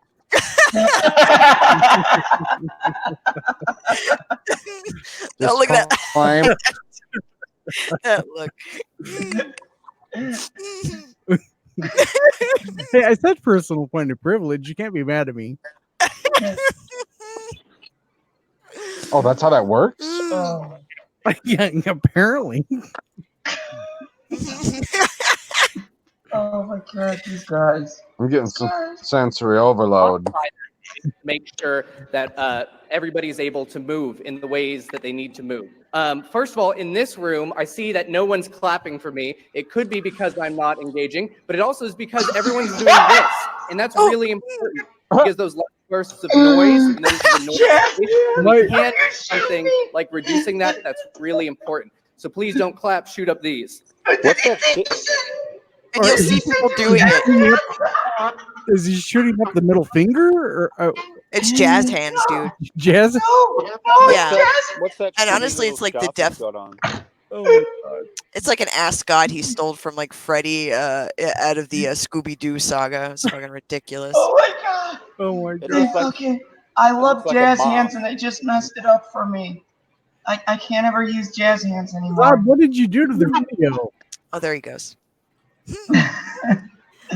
And additionally, with the noise issue, like avoid hissing, avoid waving banners, right? You don't know what to do. Show up peace, right? I'm sure there's lots of ways that we can communicate without needing to rely on something that's going to hurt somebody else. Have these we have pussies ever been to a concert? Oh my God. There's one that has video but no sound. If you still want to be able to observe the convention, but the sound is an issue. There's also in Piedmont 8, a completely quiet room. One thing to note there, please don't go into that space with anything that's like an aggressive scent, for instance, right? Because that's going to be different. Toxic masculinity, for instance. We don't want to put people in stressful situations that they don't consent to, right? And we have to be accountable to each other that our actions might have negative consequences for other people.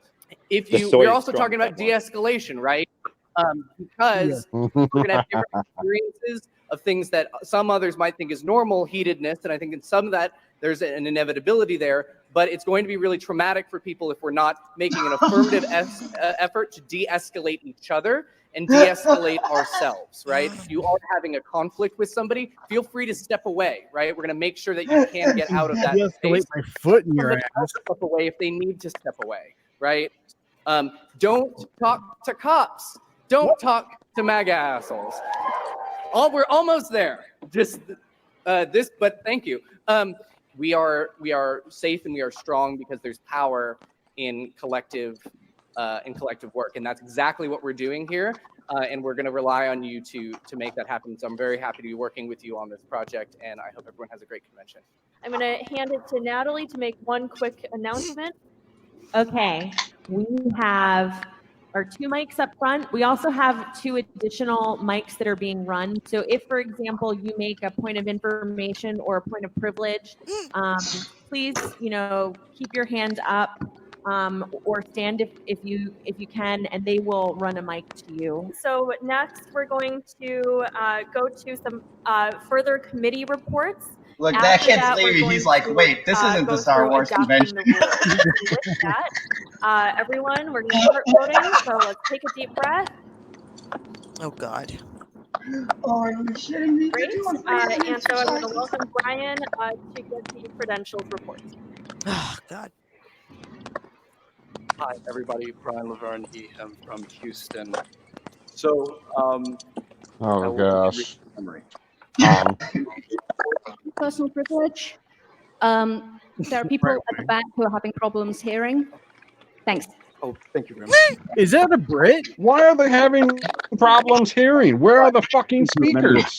To strike the East Bay locals winning slate's 6 lowest ranking delegates, who are Shane R., Emma G., Andrew R., Max L., Richard M., Carly H., from the list of delegates from the East Bay local of DSA, and that top vote receiving alternates, including Bonnie L., Colin PBM, Dan E., Ted F., Colin M., and Jackie A. be Are added they to that. speaking proper English? I've heard a motion and a second. Could I hear your name and your chapter? Hi, my name is Onlin Wang. I see him, and I'm from Philadelphia. Wang. A motion to amend the roster to substitute 6 members of the. Yes. Could someone please run a mic to the comrade in the jean jacket? Personal point of privilege? No. Oh, wait. Everybody laughed. What about people with sensory issues? I simply had a question. Sorry, could we? Thank you. I simply had a question on if it's allowable for members of a different chapter to substitute members of an unrelated chapter. I'm going to take off, guys. It is. Okay. All right, Stevie. Oh, we don't have 13 more minutes or 12 minutes? I don't. I wish I did. Can't you Hilarious. do Thanks, personal guys. point of Really, privilege? good stream as usual. Have a good one. You too. You too, Stevie. Oh my goodness, this is so ridiculous. Let's continue. Look at her face. Mm-hmm. It's like I can't believe this is what my college amounted to. Could you get to the mic, please? So, point of clarification in that the chair gave a verbal second from the audience on the report of which was given, and then there was a motion for an amendment to that. What are we actually talking about at this point, and then what is the vote going to be? Thank you. We need to be very clear about the work that we are trying to do. It is important. So right now, we are debating the amendment to the committee report. It is important. The amendment is to swap 6 of the Look at this. She doesn't even know. Take 6 different delegates to recognize 6 different delegates from East Bay from what the See, guys, this is what socialism is. Yes, are we They voting don't know. Yes. Yeah. So voting yes upholds means, the delegates? No. Oh my so God. Voting yes means that you want the substitute 6 delegates to be seated instead of the delegation that is outlined in the credentials committee report. Thank you. Does that make sense? No. Can you get to the mic, please? Oh my God. Micah Utrick from Chicago. So just to be clear, the amendment is going against the basically the spirit of the report that was just delivered, right? So if you agree with what the report recommended, then you should. I'm just asking. I'm trying to understand what. Voting, Hey, yes. don't raise your voice, Meaning man, woman. You are supporting the challenge to the East Bay delegation. Point of privilege. Can I reiterate for the sake of our comrades who have sensory issues, refrain from hissing, loudly shouting out. Oh my God. Who the fuck is hissing? Look, everyone's cheering. Look how they're cheering. Yes, Thank you. absolutely. Thank you. Clappy, So clap, now, clap. is there any further debate on the credentials committee report? Hold on. Point of order. Yep. Thank you. A So point of order now. my name is Trey. There I are use points the all term- over the place. I'm from Memphis. Thank you for asking. Nice to meet you. Sorry. Nice to meet you. I had a question. So what the fuck? Nick? Jack? What is his name? Or what is his name? Nick J. They Did that person just genderize somebody? Delegate before they resigned. He might have. Is that correct? No. Okay, then never mind. Now we are going to. Point of information. Could you Oh, please? wait, was that last one proper Jeremy, where he talked and talked and then was just, oh, never mind. Oh. He's a disclaimer, proper Jeremy is not a socialist. The Senate has a super chat with just a bunch of snakes. I believe 1,057. Thank you. Great. Awesome. And now we're going to move on to the resolutions and Very amendments brief. committee. Very brief point of information. If you are using a microphone, talk Another point directly like I am right now, and do not wave your face back and forth because people cannot hear you. That is all. Okay. Point of information. Pointer. All right, so now we are going to move into adopting the convention rules. When do we get to the point of bullshit?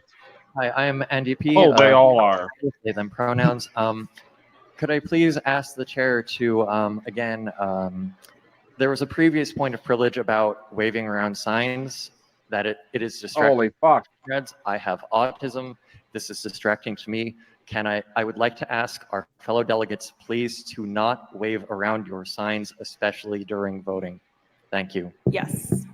Please do not wave around your signs. I would wave my sign so fucking hard right now. At this point, Because you know he got that autism from his mother saying, dude, we got to take you to the doctor and get you some autism. On the screen, and you will be able to put that in either to your phone, your laptop, or you can go use one of the iPads that we have ready. What? How the fuck do socialists afford iPads? Cleveland, we have not approved. Look at this guy! Look at this guy! Looks like an airport attendant. Yeah, yeah. What's happening? Yep, yep. Look! I gotta go back. Look at this. Look! He comes in like a superhero. Look! This is, There's two of them. Chris, he, him from Cleveland. We have not approved any rules to use an online voting system. Robert's rules does not allow online voting unless we approve a rule to do so. Is that correct? You're gonna love so, this. hold on. Yes, I see a point of personal privilege. Can you get to a mic, or can someone run a mic? Someone is How trying many? to Is there like a sign going around for this point of personal privilege or something? Thank you, Chair. We have Twin Cities. This is Like, how did they determine? Do you got to put up like the white power symbol? I guess if you are a white individual, it's something that these people are taking upon themselves to state. Personal point of privilege. For whatever reason, they decide, oh, this is what I'm going to do. I swear to you, I don't understand half of this. I feel like they found it on the internet somewhere. Hey, say this, and then you'll sound like you're doing something proper. I could probably assume the majority of these individuals are college graduates. That's unfortunate. Very Why didn't they go to a real college? Wait, that's the end of the video? So nope. I want to know, Does personal point of privilege work when you're calling in to work? Oh man, I hope it would, Point but of I doubt personal it. privilege. I gotta stay home for Shark Week. Personal point of privilege. I don't feel like dealing with customers today. I think under socialism it works because, like, if you call in, you get paid regardless if you have vacation time or not. Well, I mean, yeah, under socialism, everybody gets everything for free, so you don't have to work anyway. Yeah. Right. Sean was talking about real life. Right. Oh, socialism is not real life? Oh, yeah. Okay. I mean, not real life in America. Not yet. Not yet. Like, it's real life, you know, if you want to go on the Maduro diet, which is starvation. Hi, squirrel. Hey. Point of personal privilege. The unicorn is here. Hello. What? Well, Oh how do my. you do? For just a second, just stop me live. Oh, she's just like she's just in the background? Yes. That's why I turned off my camera. Oh. Oh, I thought you turned off your camera so that our dreams would come true. We don't want to see you either. Yeah. I was just going to say, personal point of privilege. Could you please keep your camera off for the rest of the stream? Hi, unicorn. Point of personal privilege. No, Sean. You said it wrong, so it doesn't Damn it. count. It's supposed to be personal point, not point of personal. Oh my There's too many goodness. points. Don't Okay, get everyone knows you're going to give me autism. So I thought unicorns weren't out at this time of night. I thought they're always sleeping at this time of night. That's the only time we're out. Oh. They're from a General Zod told me that the unicorn is always asleep at this time of night, and that's why she's never on a stream. Like, that's why she couldn't be there to hold the unicorn board. You know, at that time I had to go. Oh. Yeah. Unicorn was needed elsewhere. You know, it's just one of God's sources. Hey, my sources escaped a horrific fire. That they did. They are heroes. Oh man. So is she here to get informed about socialism? No, she has not seen this hilarious thing of socialism. I mean, does she know what socialism is? Yes, now I'm gonna get going. That means that you dig up a potato. That means you dig up a potato. Oh, she's yelling at me.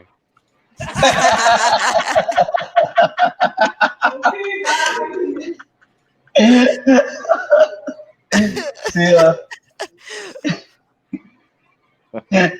Oh. There's a bitchy unicorn yelling at me. Zod's air quote friend. Oh, the shit. That's what he said to us.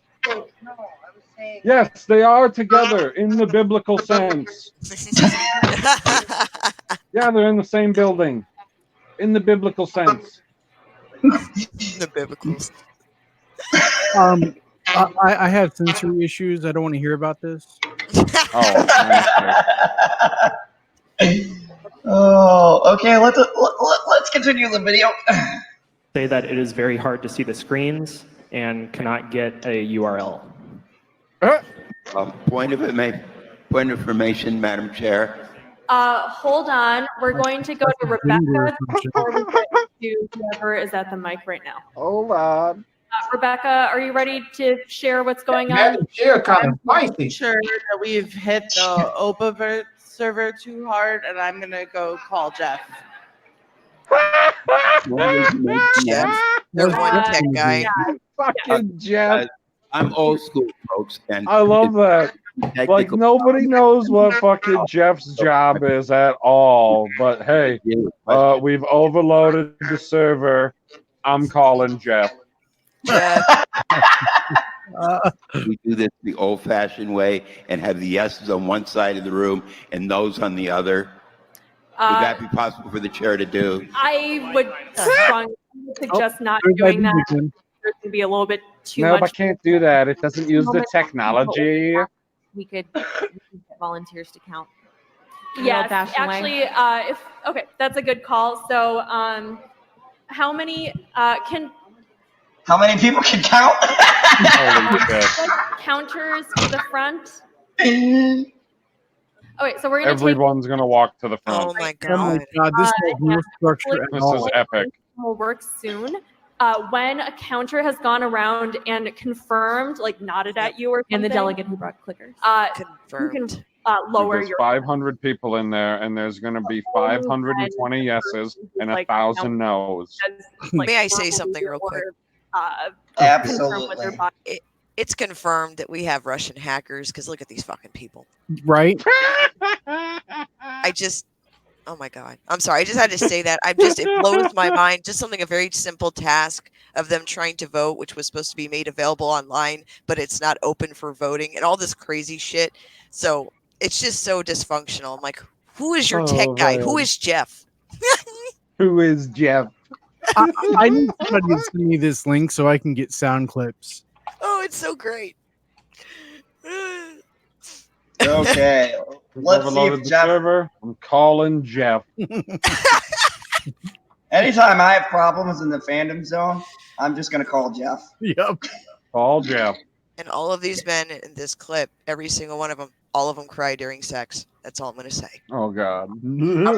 Confirmed. Me personally, if I ever became unlonely, I would probably cry too. No, you can do it, LB. Damn You it, can LB. wait until afterwards. Nah, I'd cry the moment we're in the same bed. Oh, jeez. I'm just saying. Oh, super chat from the Senate. They're talking about Jeff, the rookie critic.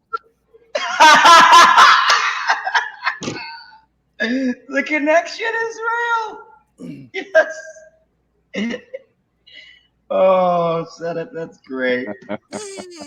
Oh my God. Let's continue. Oh Jesus, this is body great. language that they've counted your vote. Oh God. Count me twice. Look at It's like 5 hours. Point of personal privilege, please. Can we start over? Yes. Oh, what's your shit. personal? Hi. So I know that this is kind of annoying. What I is know your it's taking a personal while, privilege? but we want this I'm white. right. I myself watched some of the counters not count some of the votes. And it may have been a Oh mistake. shit. Maybe we need to do this No, it was on Maybe- purpose. The counters are all Russian. Standing up. Could you please No, sit no, down they're American. into a seat so that so there aren't so many people moving around. And then let me consult the people who are counting. So everyone who is not a counter, take a seat. Take a seat. Everyone on the walls. Oh my God. Take a seat so that we can count. That is one bitchy Asian. Just getting angry. When there's so many people moving around, it's very difficult to count. You're gonna overload her sensory. So we are going to thing. take this count again. Jesus Christ. 5 hours later. Okay, everyone. By a vote, all the counts happened. By a vote of 523 to 443, that passes. And so we will. Sorry, if we could. You forgot to clap. I'm rising to speak against. You gotta get closer to the mic. I'm rising to speak against this amendment to the rules, as it would inhibit the democracy that is Oh inherent my to our fucking organization. God. How can you mention democracy and socialism? The socialist convention. On debate, You know, it was I looked at wasted. the panel and after I don't see vote any and voting on whether You what? I'm sorry. What? I said I don't see any real diversity on this panel. There's Oh. That's true. Let me zoom in a little bit. It goes from white to ghosty fucking white. But I mean, historically, like this 1 second to the right of the podium looks like it could die at any moment. yeah, but historically, socialism has no diversity. It's whatever is in power at the time. No, it's you dig up a potato so I can get half of your potato. Yep. I don't want to have to dig up a potato. I'm just going to sit here. You dig up the potato. Guess what? Nobody's going to dig up the potato. The potato is going to rot, and then we'll die. Personal point of preference. I don't want PB to talk about potatoes anymore because he's making me hungry. Okay. Cheese.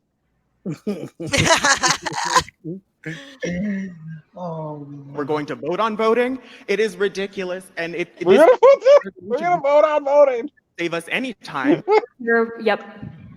Could you get to a mic, or could someone run a mic to you? When we're raising our placards, when we transition between the votes, can we slow down a little bit because it's starting to get confusing for people? Totally. Yep. So immediately, I mean, what it would have to be after the. Sorry, that's a point of debate. That's not actually. Well, no, I mean, it doesn't make That's any sense. point of debate. You brought up the wrong kind of points. Sit the fuck down. Point of a question. A point of order.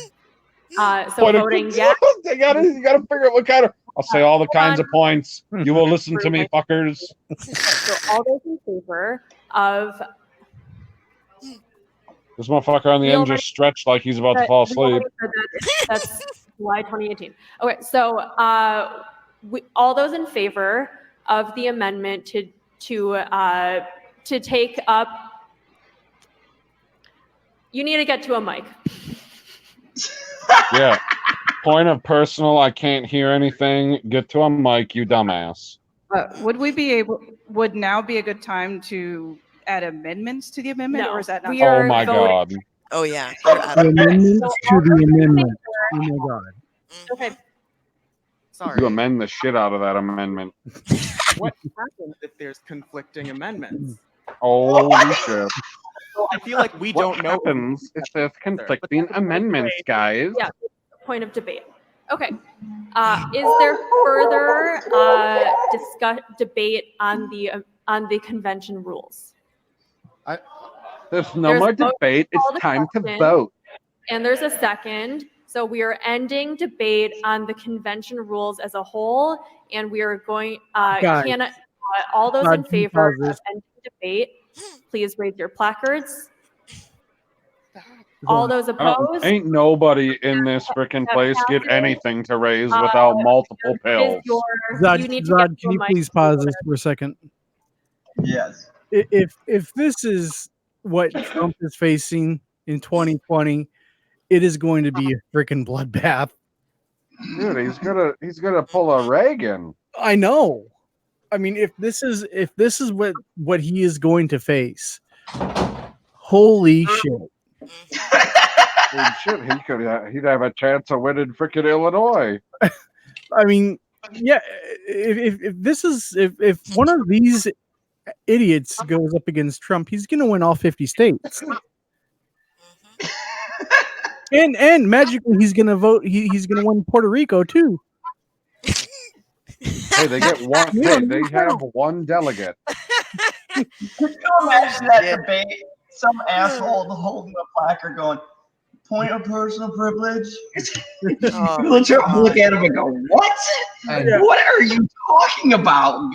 Yeah, I'd love to see them pull a point of personal privilege in a debate against Trump. That would be awesome. I have a point of personal privilege. I'm eating a fucking chocolate chip cookie now. Oh my god. I got a personal point of privilege too. Like, you got to think. These are the people that are writing all these articles on these media websites. Yep. This one of these people is the one that wrote that Scarlett Johansson is trans. This is no. This is the staff of the Mary Sue. Oh god. Oh shit. Zod's favorite website. The only place he goes for real news. I was coming up here to Mike to make an amendment. Sorry, it's out of order because we just ended debate. Oh, okay. The problem is, folks, if the NPC were to decide. Sorry, you Never can't mind. do that.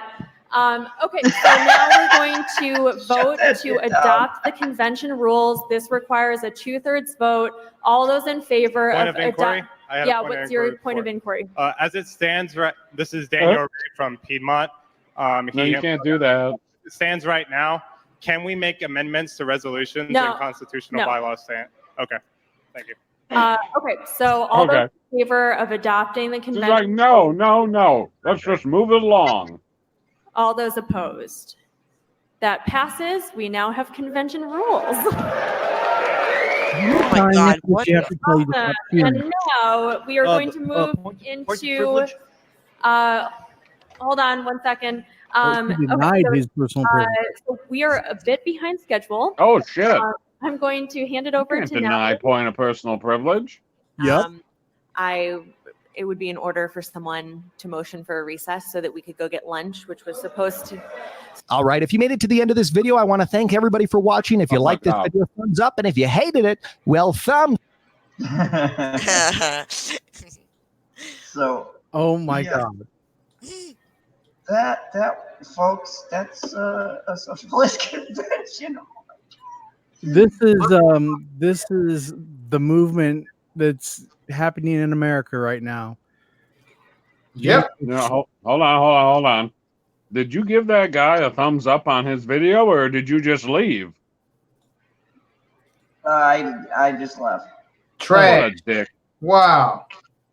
Oh, that's messed up. You play his video on look. You play his video on his on your live stream. You can't even give a thumbs up. Wow. Oh my goodness! Point of preference. He said he sat through 2 hours to get this, and you couldn't even like his freaking video.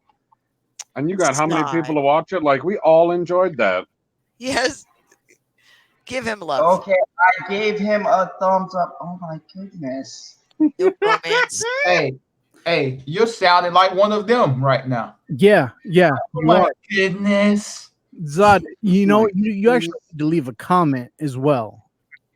A like is not good enough. Yeah, what was the comment you left?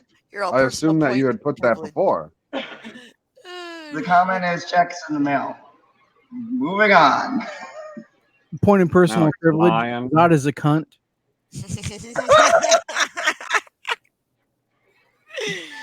Oh my goodness, I'm a villain.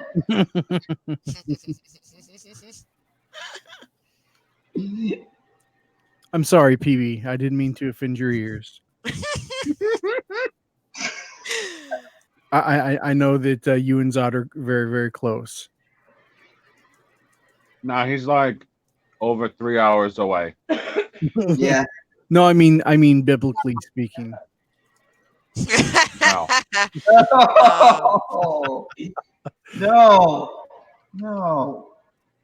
No.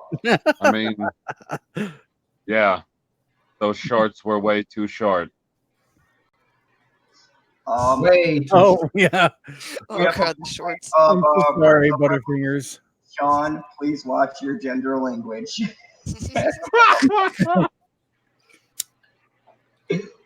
But Butterfingers, in the future, before you say that, you need to say point of personal privilege. Chaotic Clyde in chat says is a personal privilege. I asked for Zod to go back and leave a comment. Thank you. Butterfingers is always doing a point of personal privilege. Look at his icon. Okay. You're right. I mean, just to be fair. Oh, Biden Touch pointed out that you can use shit. PPP for short. He probably would use PPP.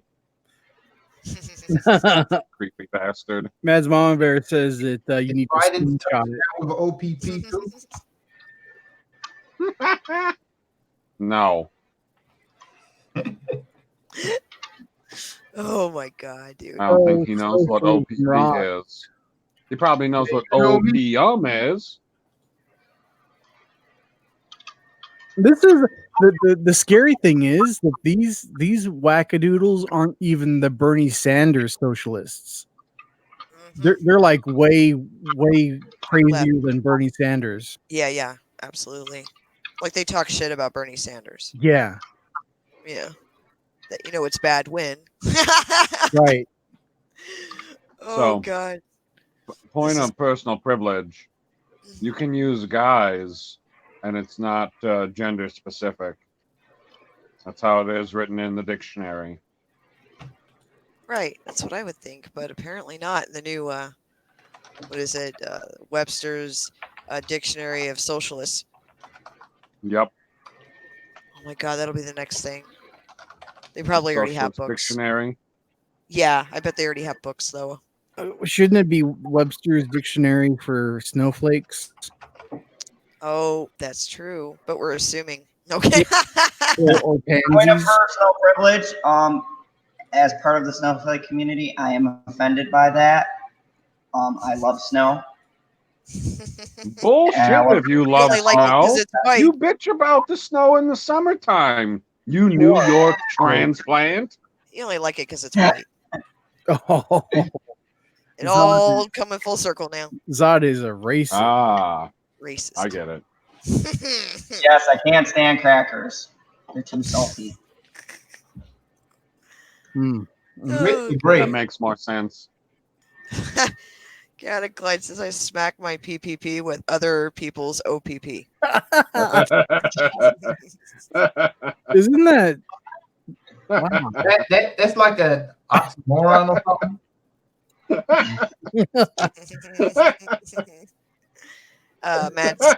Mads Mama Bear says, personal note, I'm glad to be Canadian. You know what? I'm thinking about moving up there now. Ain't Canadian socialists or something? I don't know that. No, don't be Canadian. Don't you? If you're gonna be Canadian, you got to go live over by where the Chad is. Apparently, it's nice there. Yeah. No. I haven't seen the Chad lately. I hope Canada didn't eat He's him too up. busy growing his hair. Shit. That's not a lie.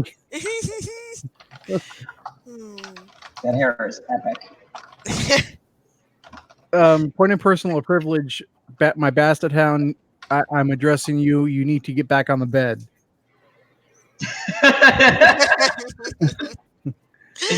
She's not listening. What the fuck did you just say to me? She's not listening. And you know what the fuck he said to you, Zod. Mm. I'm sorry, I assumed gender. I apologize.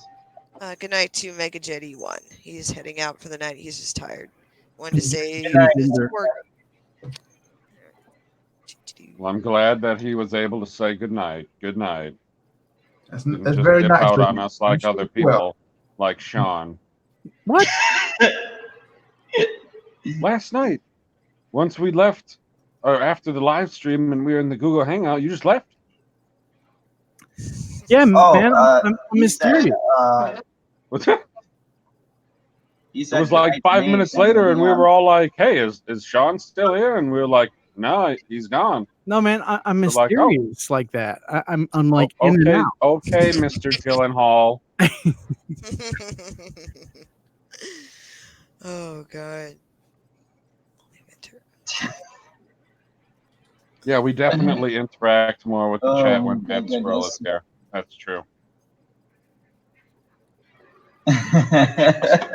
Did we not inform her of that comment that was made before she showed up yesterday? Or was it the day before? Whatever. I have no idea.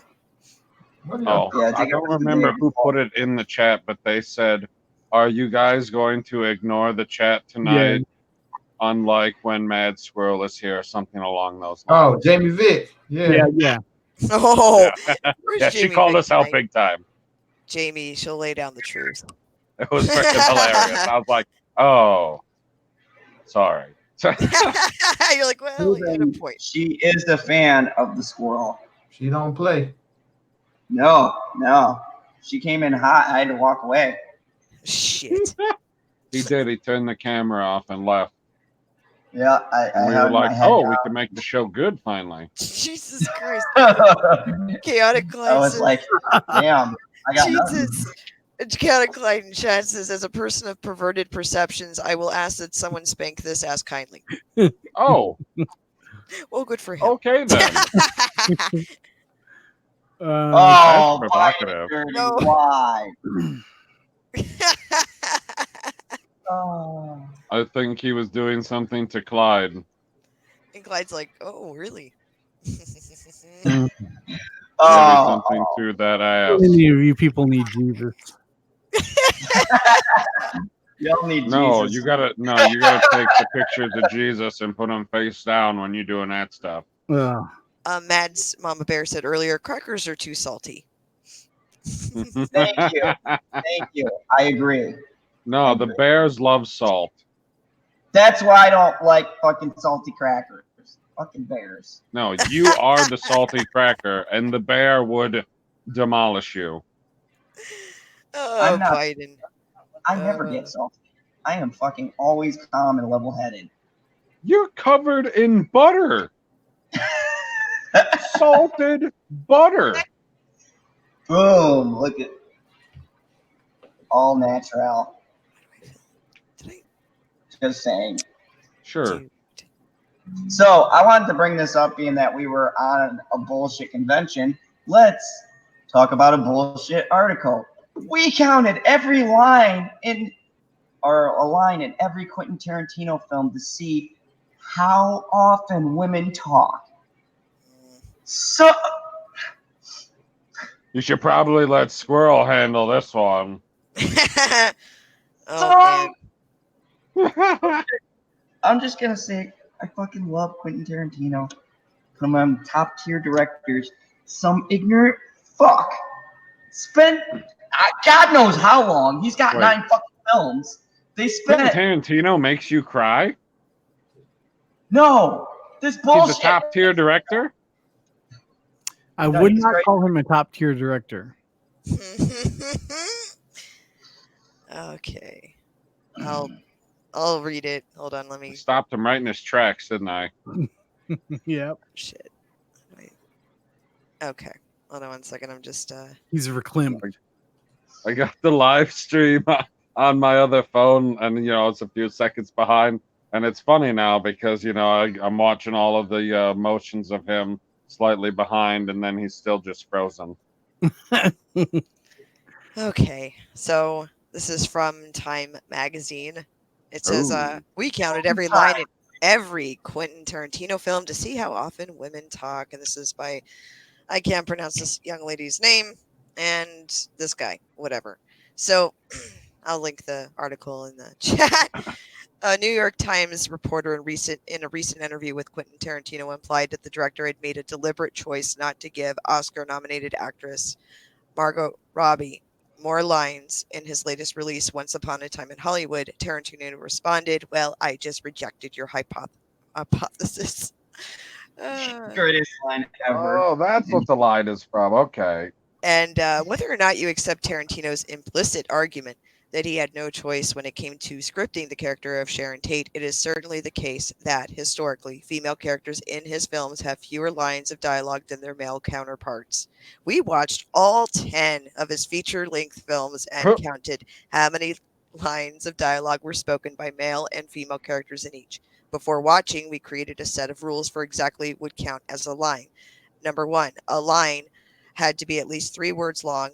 An example like stop did not count as a line. Number 2, narration voiceovers counted so long as they hit the word cut off.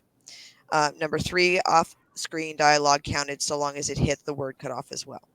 So we decided to count while watching the released films themselves rather than counting lines from the script. So as what was said on screen often differs significantly from the script. For example, in Reservoir Dogs script, there is a waitress who has a few lines in the famous diner opening scene, but in the actual scene, the waitress seems to have been cut entirely.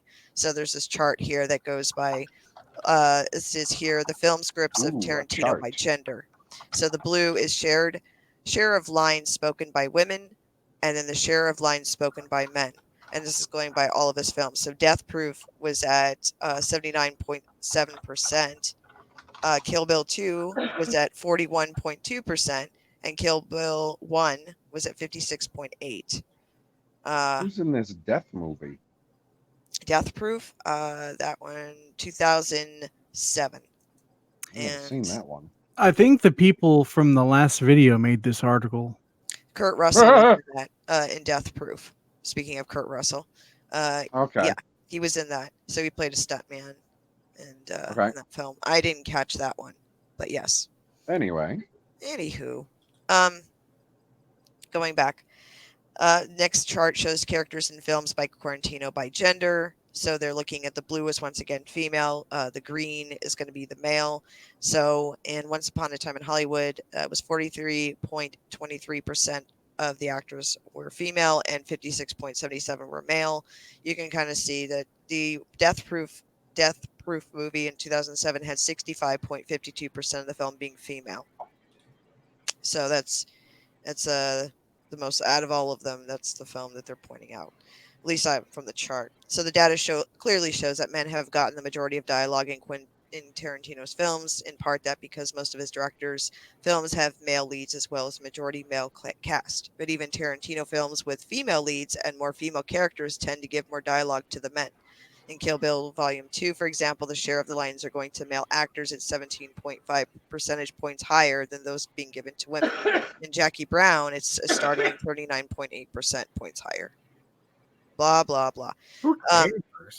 It says Tarantino has 2 feature films where women have more lines than men, Kill Bill Volume 1 and Death Proof, but the gap in Kill Bill Volume 1 at 13.5 percentage points is much smaller than that even the smallest gap in favor of male dialogue in Kill Bill Volume 2 noted above.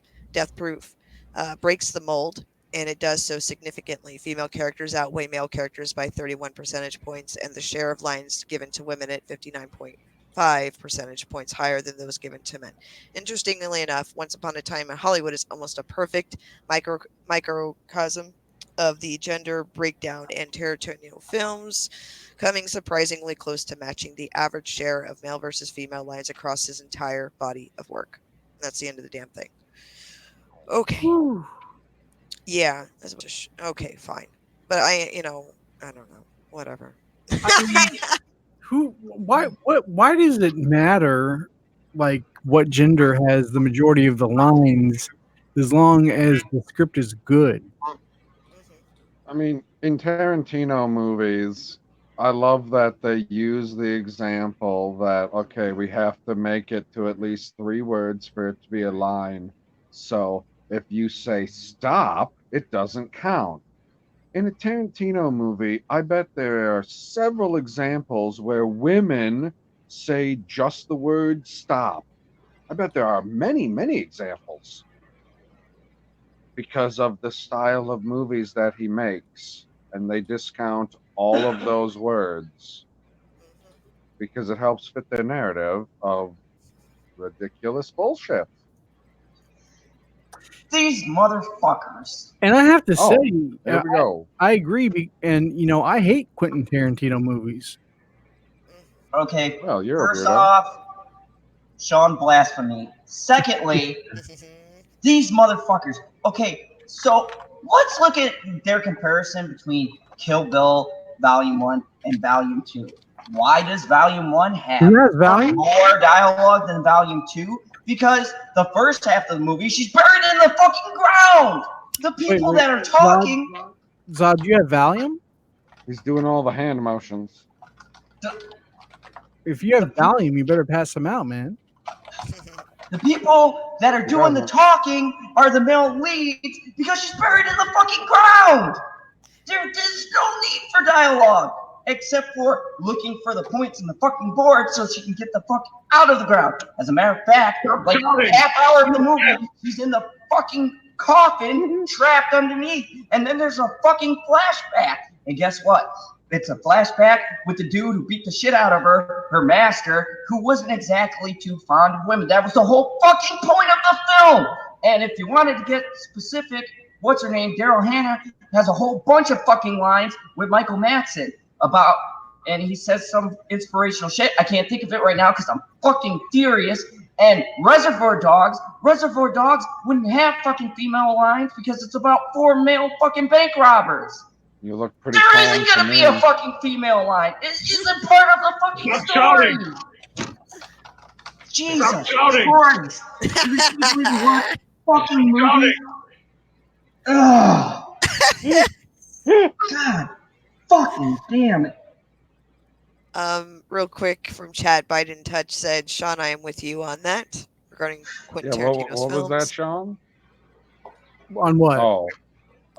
What you said to Zod just before. I think Quentin Tarantino movies generally suck. Yeah. No, not that. The button you press. The moment is. Stop shouting! I'm not deaf. It's true. I lied. It was still funny to me. Oh God, these fucking assholes. Stop shouting! Do it now. It's like the man's made 9 films, and you know. I thought he made 10. No, Once Upon a Time in Hollywood is his 9th film. Oh, this is Zod's math. I thought they said they counted all 10. No, the Death Proof, they don't count as a Quentin Tarantino film because it's Grindhouse and it's him and Robert Rodriguez. So films that only he's made. They counted it in the article. If you even look at the poster for Once Upon a Time in Hollywood, it saes Quentin Tarantino's 9th film.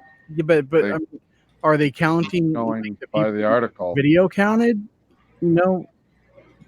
They're counting Death Proof as his 10th film, but it's not actually his film. It's part of a series of films called Grindhouse. And it's not his film because Robert Rodriguez is also in it. It was just a story he did for the film, but it's not his. Robert Rodriguez's company did it. They're just counting it as the 10th film because they're like solo movies. And what sources do you have to back this up? I don't understand really how quick. It's not his film. Really Go quick, ahead, Squirrel. Matt's Mama Bear from chat asked Sean Stackhouse, do you have a Captain America saying language? No, I will. Yes, please. I mean, I will take either one. I will take either Captain America saying it or Tony Stark saying it, because he does say it back to him later.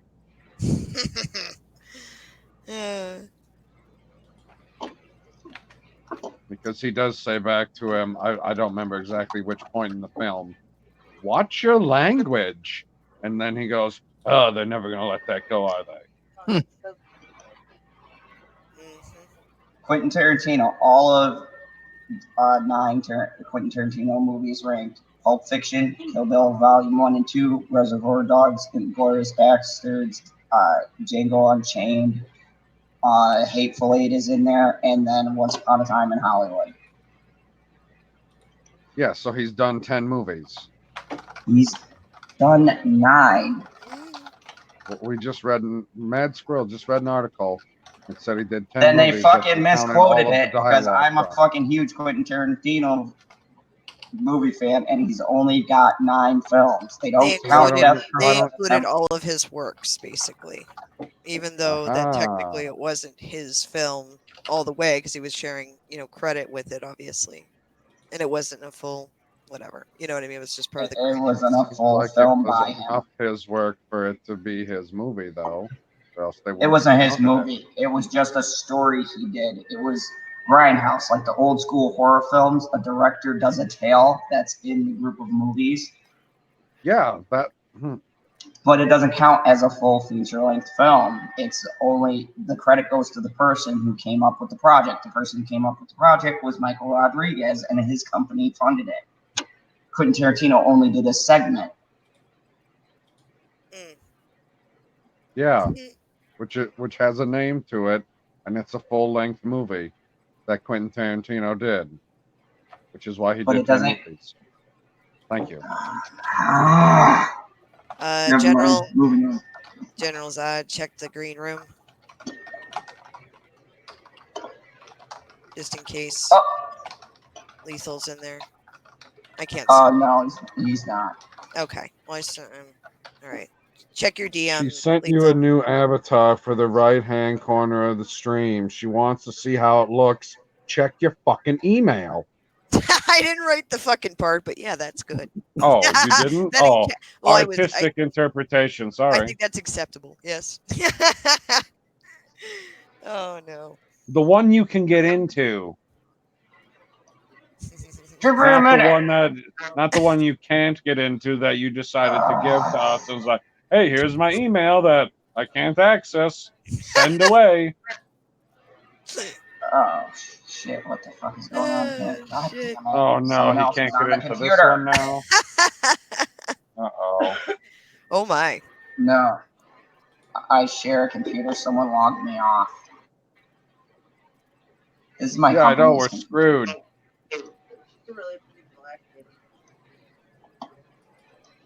For other emails. Oh, for the love oh well. They got quiet all at once. Well, yeah, got quite. Oh, Lethal Lightning's here. Cool.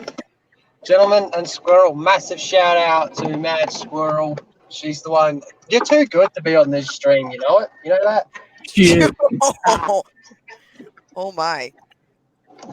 Thank you very much for the compliment, sir. I will gladly accept that. I don't know what you're doing here. Yes, thank you for the compliment, Lethal. PB, you're at home here, mate. What does that say about me then? Oh boy. It says we needed another token Australian. PB is a piece of trash. Hey man. Point of personal privilege. That's sensory overload. Oh God. A shilling? Oh man. No. Now we're talking about General Zod popping some Valium. Yeah. Because he's got a really big stiffy for Quentin Tarantino. Looks like he mellowed out. He's got a giant smile on his face because he's like, I've seen all 10 Quentin Tarantino films. They're not 10! God damn it! If I saw 10 Quentin Tarantino films, I'd fucking need morphine. Right? Well, he's seen all 10 of them. If I have to sit through one, Die! I need morphine. I definitely could not in. Matt's Mama Bear from chat sent you a coffee there, LB, because she said you look like you need a coffee right now. LB always looks like he's falling asleep. And then Butterfinger. He's not listening. Nico says LB looks like he's about to jump on Zod.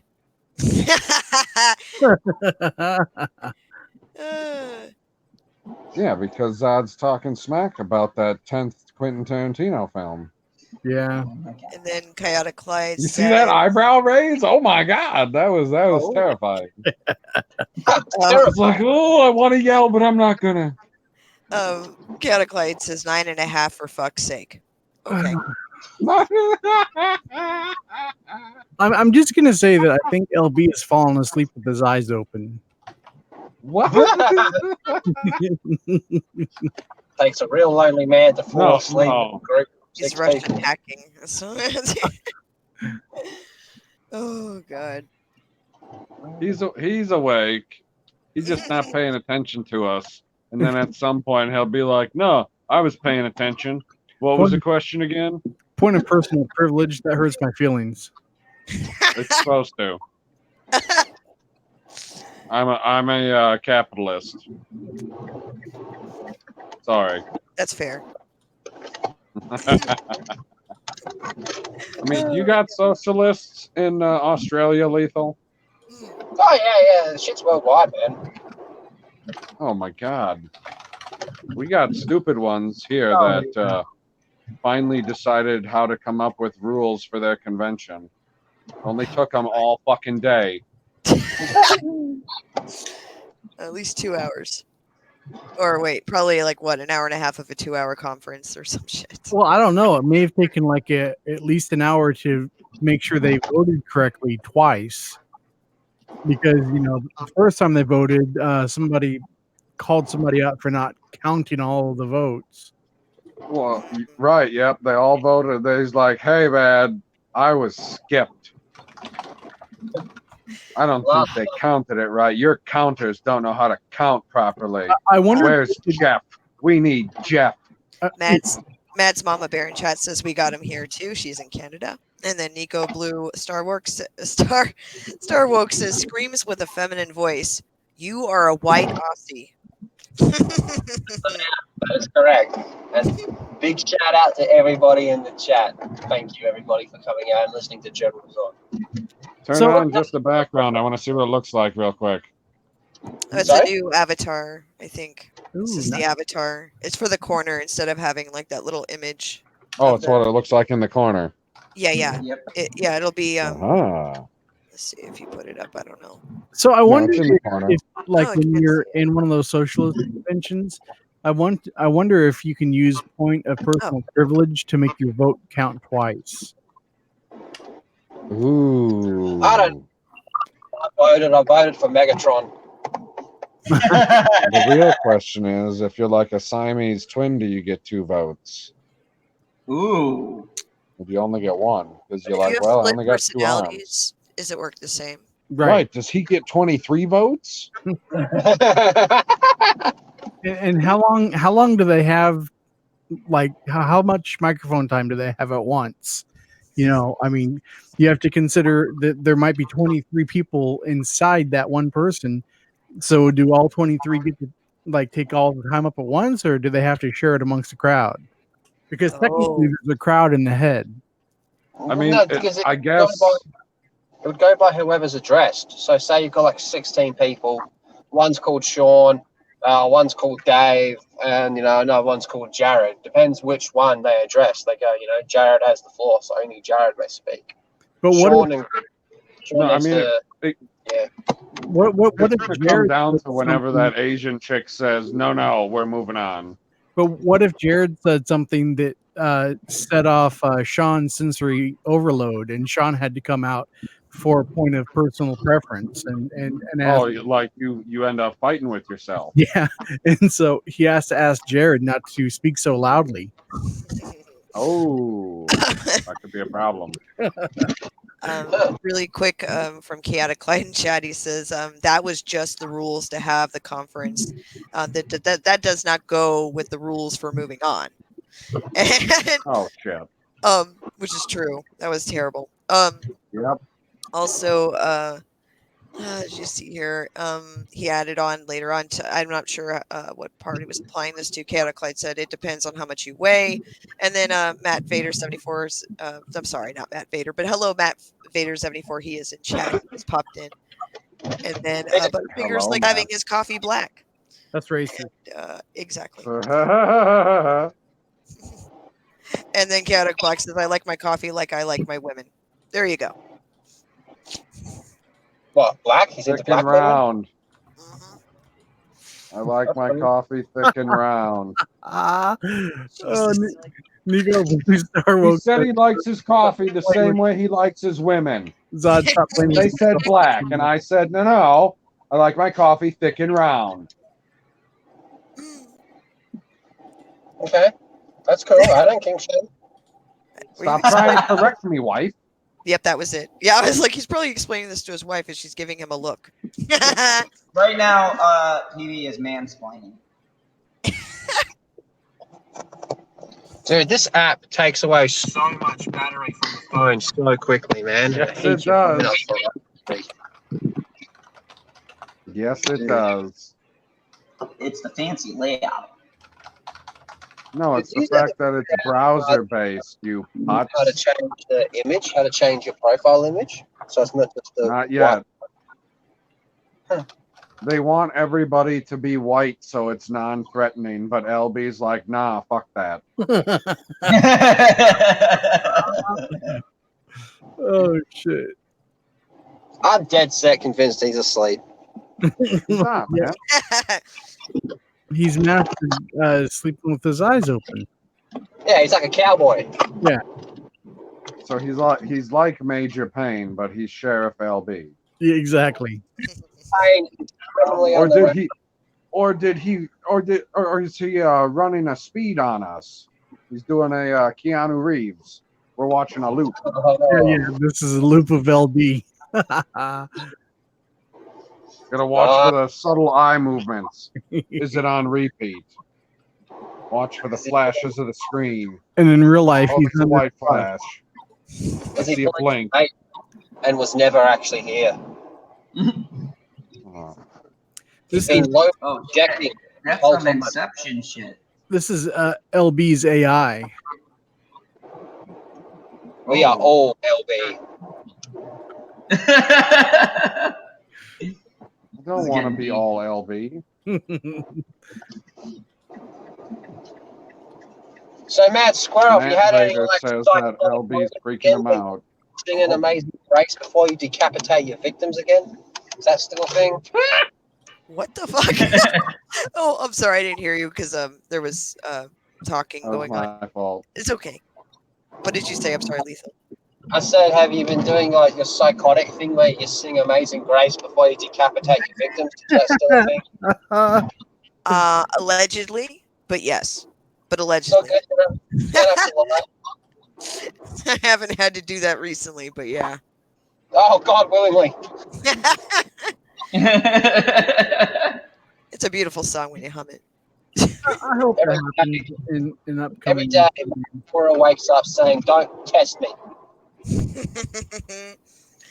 Oh yeah, kids know how they disappear suddenly. All the little squirrels just scurry away when they start hearing me hum "Amazing Grace." I'm like, oh you got the Yeah, it's like you know how for like safety. Buck Myers has his theme music, Jaws has his theme music. You got Mad Squirrel that just sings Amazing Grace, and then the whole room just goes red, like we're in the second Evil Dead movie. It's the body parts flying around. You're like one of those squirrels from Happy Tree Friends. You're just a psycho. You're just in it for the murder. That's very accurate. Yeah. Happy Tree Friends. Holy shit. That Do you remember that? Oh, I was in primary school when that was a thing. Just kill each other violently. That was so violent. What a great cartoon. Someone introduced me to a cartoon, and when I first saw it, I'm like, I'm not gonna fucking like the Happy Tree Friends. What the fuck? And then I started watching it. And I was like, this is dark. This is like really dark. Uh-oh. Where's the Senate? We've lost the Australian. Oh. Oh. Sounds about right. Oh, no. He's back. That also sounds about right. Nope. And he's gone again. No, he's not gone. Someone else is gone. Who left? Sean. What do you mean someone else is? What? Sean's still here. No, he's not. Sean's gone. Yeah, Sean's gone. Maybe Jared took on. Jared didn't want to be on stream.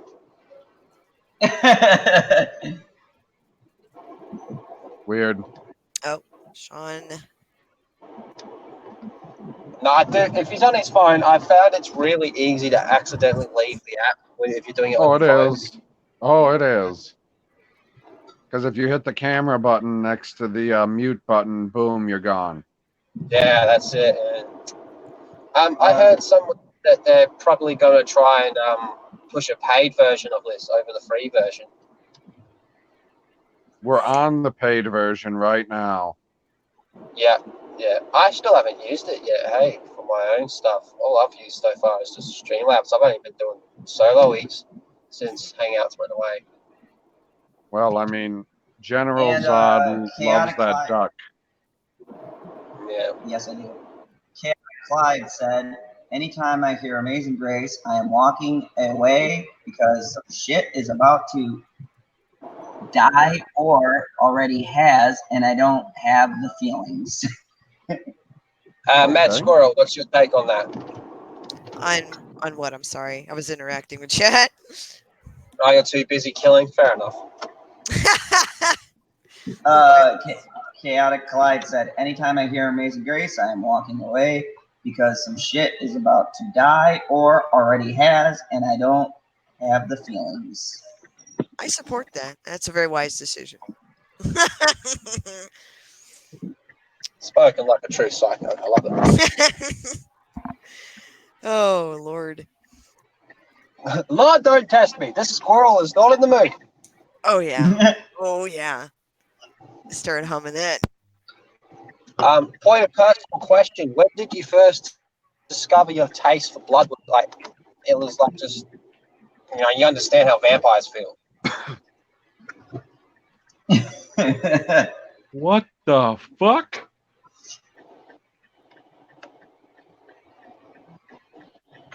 Like I feel like I'm justified in saying that. when did you realize that slaughter was the meaning of life? Like, and everything is just a lesser play toy of your will, Mad Squirrel. That's a more reasonable question. Thank you.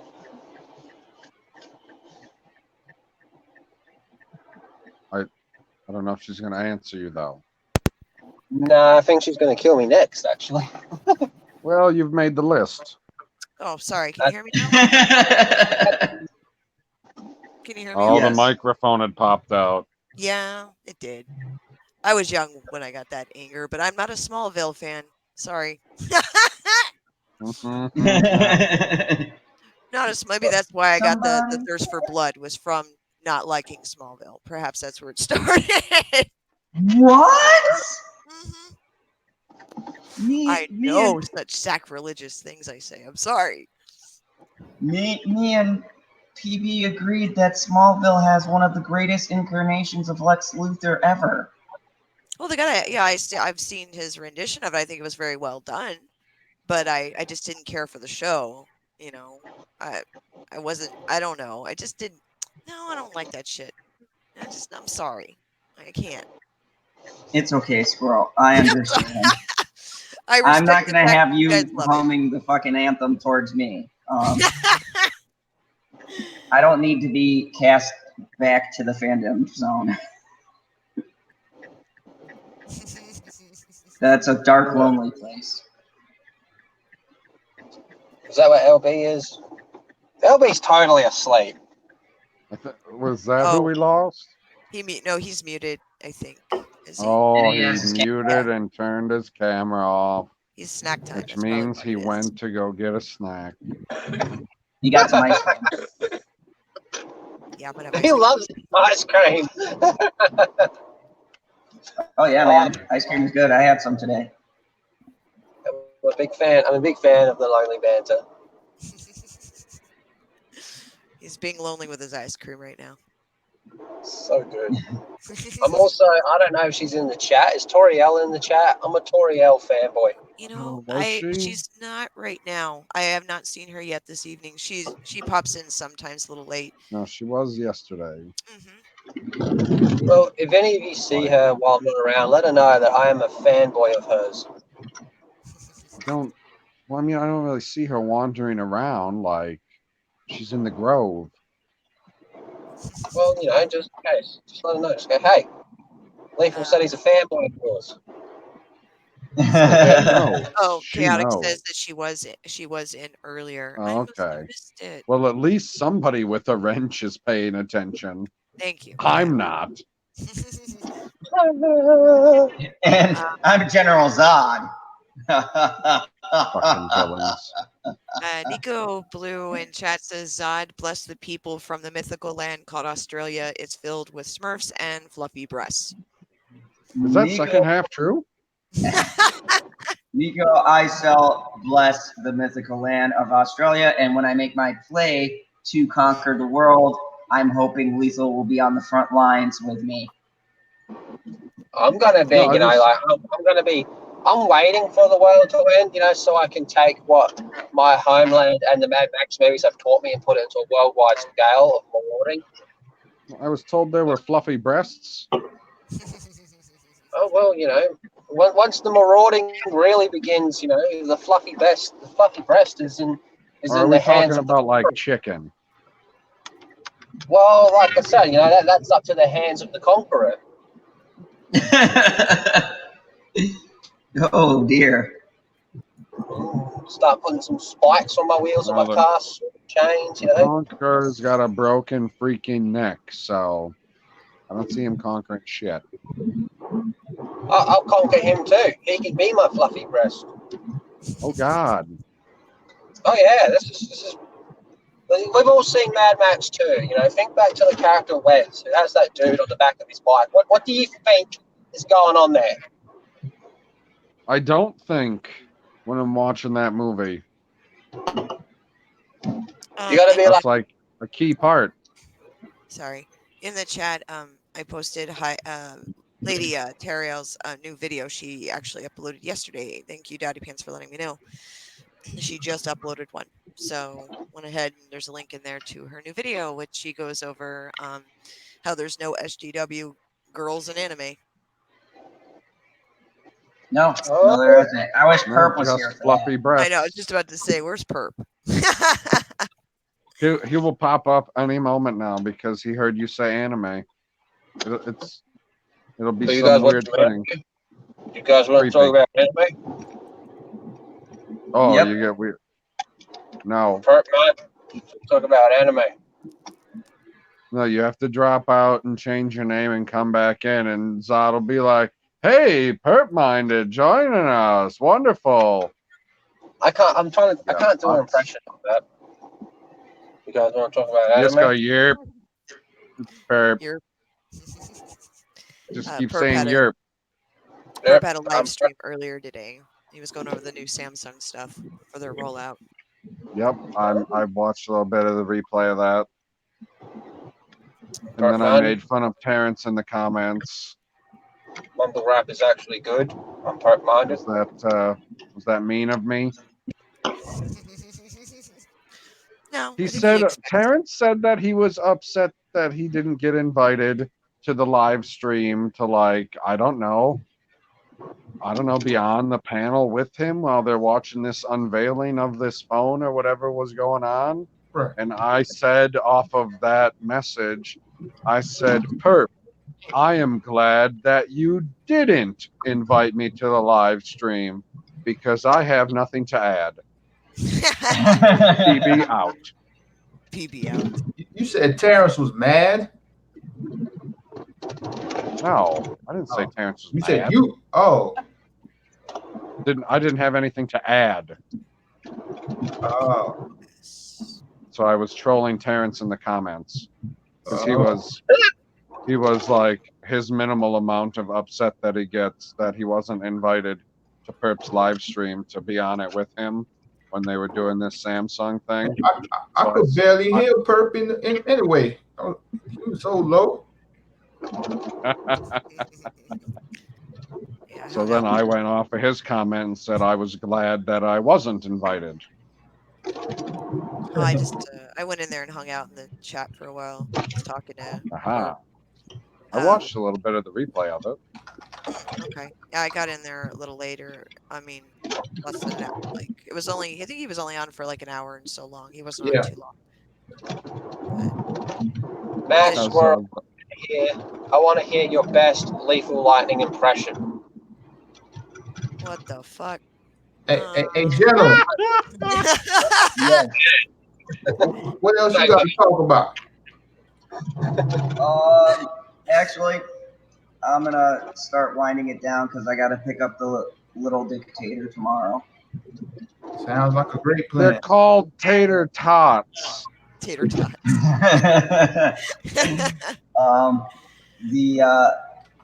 The future successor to my kingdom is going to be Sierra Zod. Like, do you not understand how this works? Like, you are a dictator, and then any of your spawn are tater tots. Oh, okay. Oh, better All yet, right. get on it. Clyde says taters dots. Wouldn't they be dick tots? Oh, there you go. But anyways, we have 16 people watching. Thank you everyone for joining us here. We're gonna do our outros. So let me start with the lonely man. Yeah, we got outros. We're professional here. Let's start with the what? Yeah. Let's start with the lonely man, LB. Go ahead, tell him about the channel, where to find you. All the time. I just posted a video about Halle Bailey responding to the haters of the Black Little Mermaid. So go check that out. Otherwise, subscribe to the Mad Squirrel's YouTube channel because she does a lot of work for everybody around, and she deserves all your subs. I'll be watching. Appreciate that. All right, let's go to the man from the mythical land, Lethal Lightning. Go ahead and tell us about anything new and possible merchandise you might have available for all of the Lethal Lightning fans out there who don't like soy. Actually, I won't do that. All I'm going to say tonight is my name is Lethal Lightning, and I am a Toriel fanboy. That's all I have to say to it. That's awesome. All right, definitely go check out Toriel G. She somehow watches everyone's videos and leaves comments. She's an amazing person, and definitely go sub to her and show her love. Yes. And of course, the artist and one of the pivotal members here in the Fandom Zone, Mad Squirrel. Go ahead, plug your channel. Tell all these people where they can find you. Okay. You can find me at Mad Squirrel on YouTube, which hopefully I'm going to try to figure out how better way to rename my channel a little bit so people can find me. But it's under Mad Squirrel, and then you can find me on Twitter at SGT Mad Squirrel. Yeah, that's about it. Right. Oh, I put out 2 videos in the last 2 days, so I'm done for a little bit until I decide what the hell I'm doing People next. can't find you under Mad Squirrel. Yeah, it ends up with like Mad Squirrel videos of like actual rabid squirrels. Hold on. So that's not you? No, man. That's like my cousin. I've been looking at the wrong stuff. That's her cousin, Rabbit Squirrel. Yeah, it goes very angry squirrel, angry squirrel call, angry squirrel, but they're the mad squirrel, the real angry squirrel, angry squirrel 3. Ooh, here's one. It's just mad squirrel, but it's giving it the mad eye for 6 seconds. That's terrifying. What the fuck? How is it that, okay, I finally made it to the point where it shows at least one person's channel, and it's somebody that is Mad Squirrel, but it's not you because they only have 18 subs and only 2 videos. Yeah. What the hell's that shit? I don't know. I need to get the channel, eventually when I get to 100, then I'll just make sure I have my URL secured. So I'm hoping that'll help. Yep, gotta get that Earl. And of course, the curator, the person who keeps me in line, the commander, the man himself, the bigoted Jedi, PB. Go ahead, introduce yourself. Yep, I'm PB. You want more than that? Oh yeah, tell them about the channel and all that. Oh, you can find me at Pop Culture PB on YouTube and on Twitter. He's got funny. Want more than that? I got a question for PV. When are the highlights coming back? I mean, I put out a highlight yesterday or the day before. You did? Yeah. Well, that's bullshit. I gotta go check that out. Yeah, what the hell? I can never remember the titles that I give these frickin' things. Yeah, it's called I'm making a big Girl comeback. Diva invades the High Council and praises Captain Marvel. Geek Girl Diva. Yeah, exactly. Does this mean the highlights are back? Like, going crazy with them again? I mean, maybe. Nice. When you start doing some General's Odd highlights?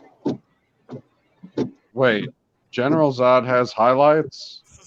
Well, they normally involve like me or Mad Squirrel. But yeah, oh, that's it. you mean the other people that he has on? Oh, that makes way more sense. Oh, I thought you meant doing highlights of General Zod, and I was like, but Perp already did the highlight. He broke the board on his face. Really quick, Spanked Zod by PB with love says, "Hey, wait, where's the love, Zod?" Oh God. Hey, how you doing? I haven't seen you in like forever. Good to see you. Yeah, it's wonderful. Yeah, hey, wait. Yay. PB loves you. All right.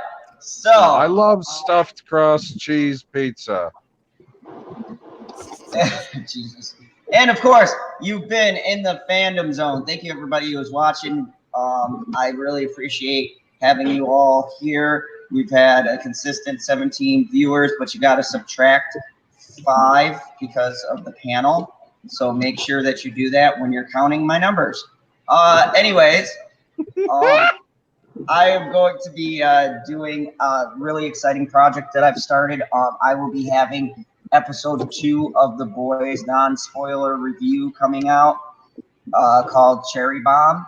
And yeah, you definitely, the title fits. That's all I got to say. Go watch the video when it comes out. I'll be posting that soon. And I'm going to do a compare and contrast to The Boys, where I'm going to take the comic and do a side-by-side with scenes from the show and show you different changes and things that they made and why I think it is one of the most well-written shows on Amazon so far. Granted, I haven't had a chance to watch a few other ones that I'm interested in, but so far it's been highly impressive, and I'm going to finish up this project before I start some other stuff. So, and why the comic is trash? Show me, PB. Show me. Anyways, as always, you said you were gonna say how the freaking show is better. That means the comic is trash compared to the show. No, I'm gonna say how I like the differences between the show and the comic. It's better. The show is better because the comic is bad. They had to improve it by not making a bad, show. or I wouldn't have. Anyways, as always, remember the rule here on the Fandom Zone: kneel before Zod. Nope, never. Oh my God. Why would we do that?